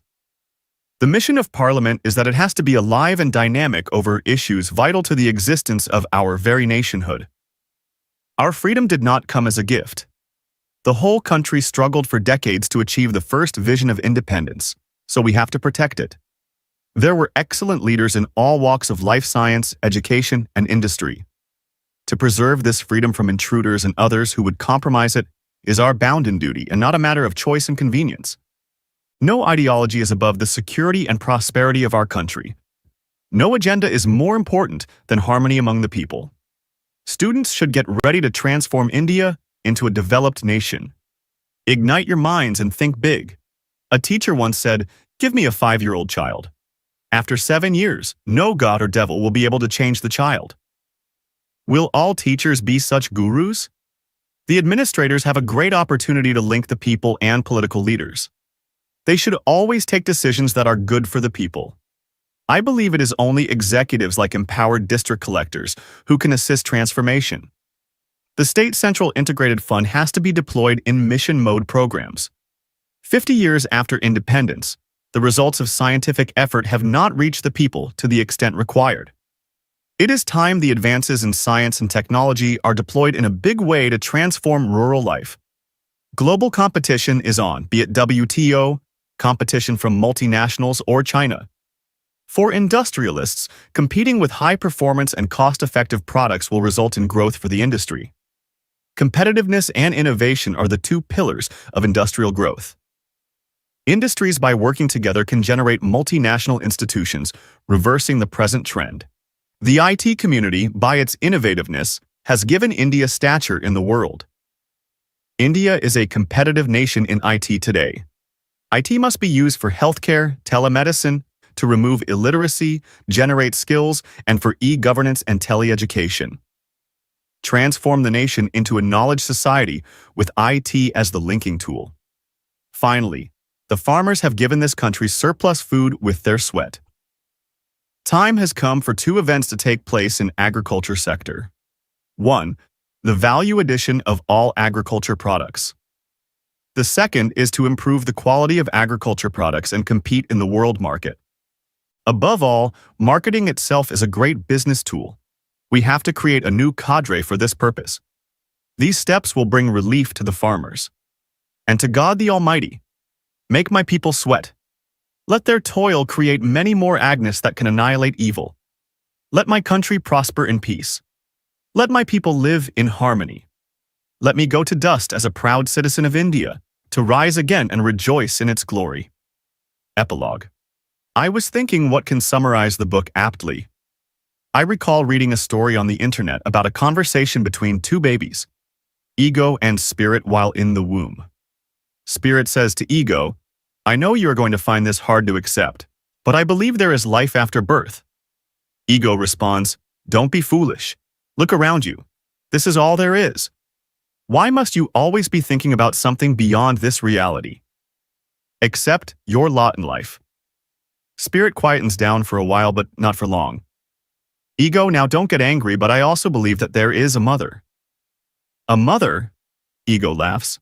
"How can you say that? You've never seen a mother. You don't know what mother is. Why can't you accept that this is all there is? You are here alone with me. This is your reality." "Ego," Spirit begs, "please listen. What about those constant pressures we both feel? Those movements that make us so uncomfortable sometimes, the feeling that we are being squeezed in as we grow? I think we shall soon have a new life, that we shall see light." Ego replies, "You have never seen light. How do you know what it is? These pressures and darkness is what life is about." Spirit tries not to bother Ego again, but cannot resist one last try. "Ego," she says, "I will not bother you again. But I do believe that after all this discomfort, not only shall we see light, but also experience the bliss of meeting Mother." Ego's reply is, of course, that Spirit is truly mad. What I want to tell the people of my country through this book is that they must never be content with that which has been presented to them in the last 50 years since our independence. When I was on the verge of completing this book, somebody raised a very important point with me. While addressing 1,500 students at Presidency College, Chennai, on the theme "Nation Has to Have Vision," a series of questions came from the students on national development, political leadership, science and technology's contribution, education, and the learning process, and so on. After the session, coming out of the auditorium, a visibly happy gathering of students was trying to reach me to shake hands. While I was maneuvering to leave, suddenly one young student pushed through the crowd and thrust a crumpled paper in my hand. I put it in my pocket and read it in the car. My mind got elevated with the power of the message from T. Saravanan, doing M.Phil Zoology at Presidency College. I would like to share it with all of you. The letter read, "Dear Sir, the full power of a banyan tree is equal to the power in the seeds of the tree. In a way, both of us, you and me, are the same, but we exhibit our talents in different forms. A few of the seeds directly flourish as banyan trees and many seeds die. Sometimes the seeds, due to certain circumstances and environmental conditions, get damaged and become part of the soil as manure, making the next generation stronger and more powerful, thus exhibiting its aim of achieving greater heights. You have worked for the country and helped many scientists, engineers, and knowledge workers. Can you tell me how you ensured that their abilities were not wasted or their growth was not stunted prematurely as some of the seed? In this service, what is the percentage of success you can claim?" My reply the same day said, "Dear Saravanan, I have read and reread your powerful message and question many times. I spent 20 years in ISRO and 20 years in DRDO making rockets, launch vehicles, and missiles. I have seen many successes and also a few failures. I have worked with many scientists, engineers, and technicians as united teams to achieve goals in a short time. The combined power of the team has seen those successes and learnt from the failures. I could see some of my team members excelling me in knowledge indeed. This gave me immense happiness. Saravanan's message gives all of us a tremendous responsibility. Leaders must ensure that the younger generation is better than them and not subject them to circumstances that will stunt their growth. Above all, protection of the young from failures in scientific developments and constant encouragement are essential to ensure that scientists, technologists, or those working in any field grow and work for the nation. I would like to conclude this book with an answer to one last question, asked of me on ID. The question was, "What prayer did you say on this occasion?" I replied, "Apart from praying for the health and happiness of my teachers, friends, and relatives, I said this prayer. O Almighty, create thoughts and actions in the minds of the people of my nation so that they live united. Help all religious leaders of my country give strength to the people to combat the forces of division. Embed the thought, nation is bigger than the individual, in the minds of the leaders and people. Oh, God bless my people to work and transform the country into a prosperous nation soon. I have conveyed the message overleaf to nearly 40,000 school children in Chennai, Porbandar, Rajkot, Jamshedpur, Bhubaneswar, Dindigul, Abu Road, Anand, Udaipur, and many other places so far. I hope to reach 100,000 young minds before August 2003. When thousands recite this, I see the developed India. Song of Youth. Me and my nation India. As a young citizen of India, armed with technology, knowledge, and love for my nation, I realize small aim is a crime. I will work and sweat for a great vision, the vision of transforming India into a developed nation powered by economic strength with value system. I am one of the citizens of 1 billion. Only the vision will ignite the billion souls. It has entered into me the ignited soul compared to any resource is the most powerful resource on the earth, above the earth, and under the earth. I will keep the lamp of knowledge burning to achieve the vision. Developed India.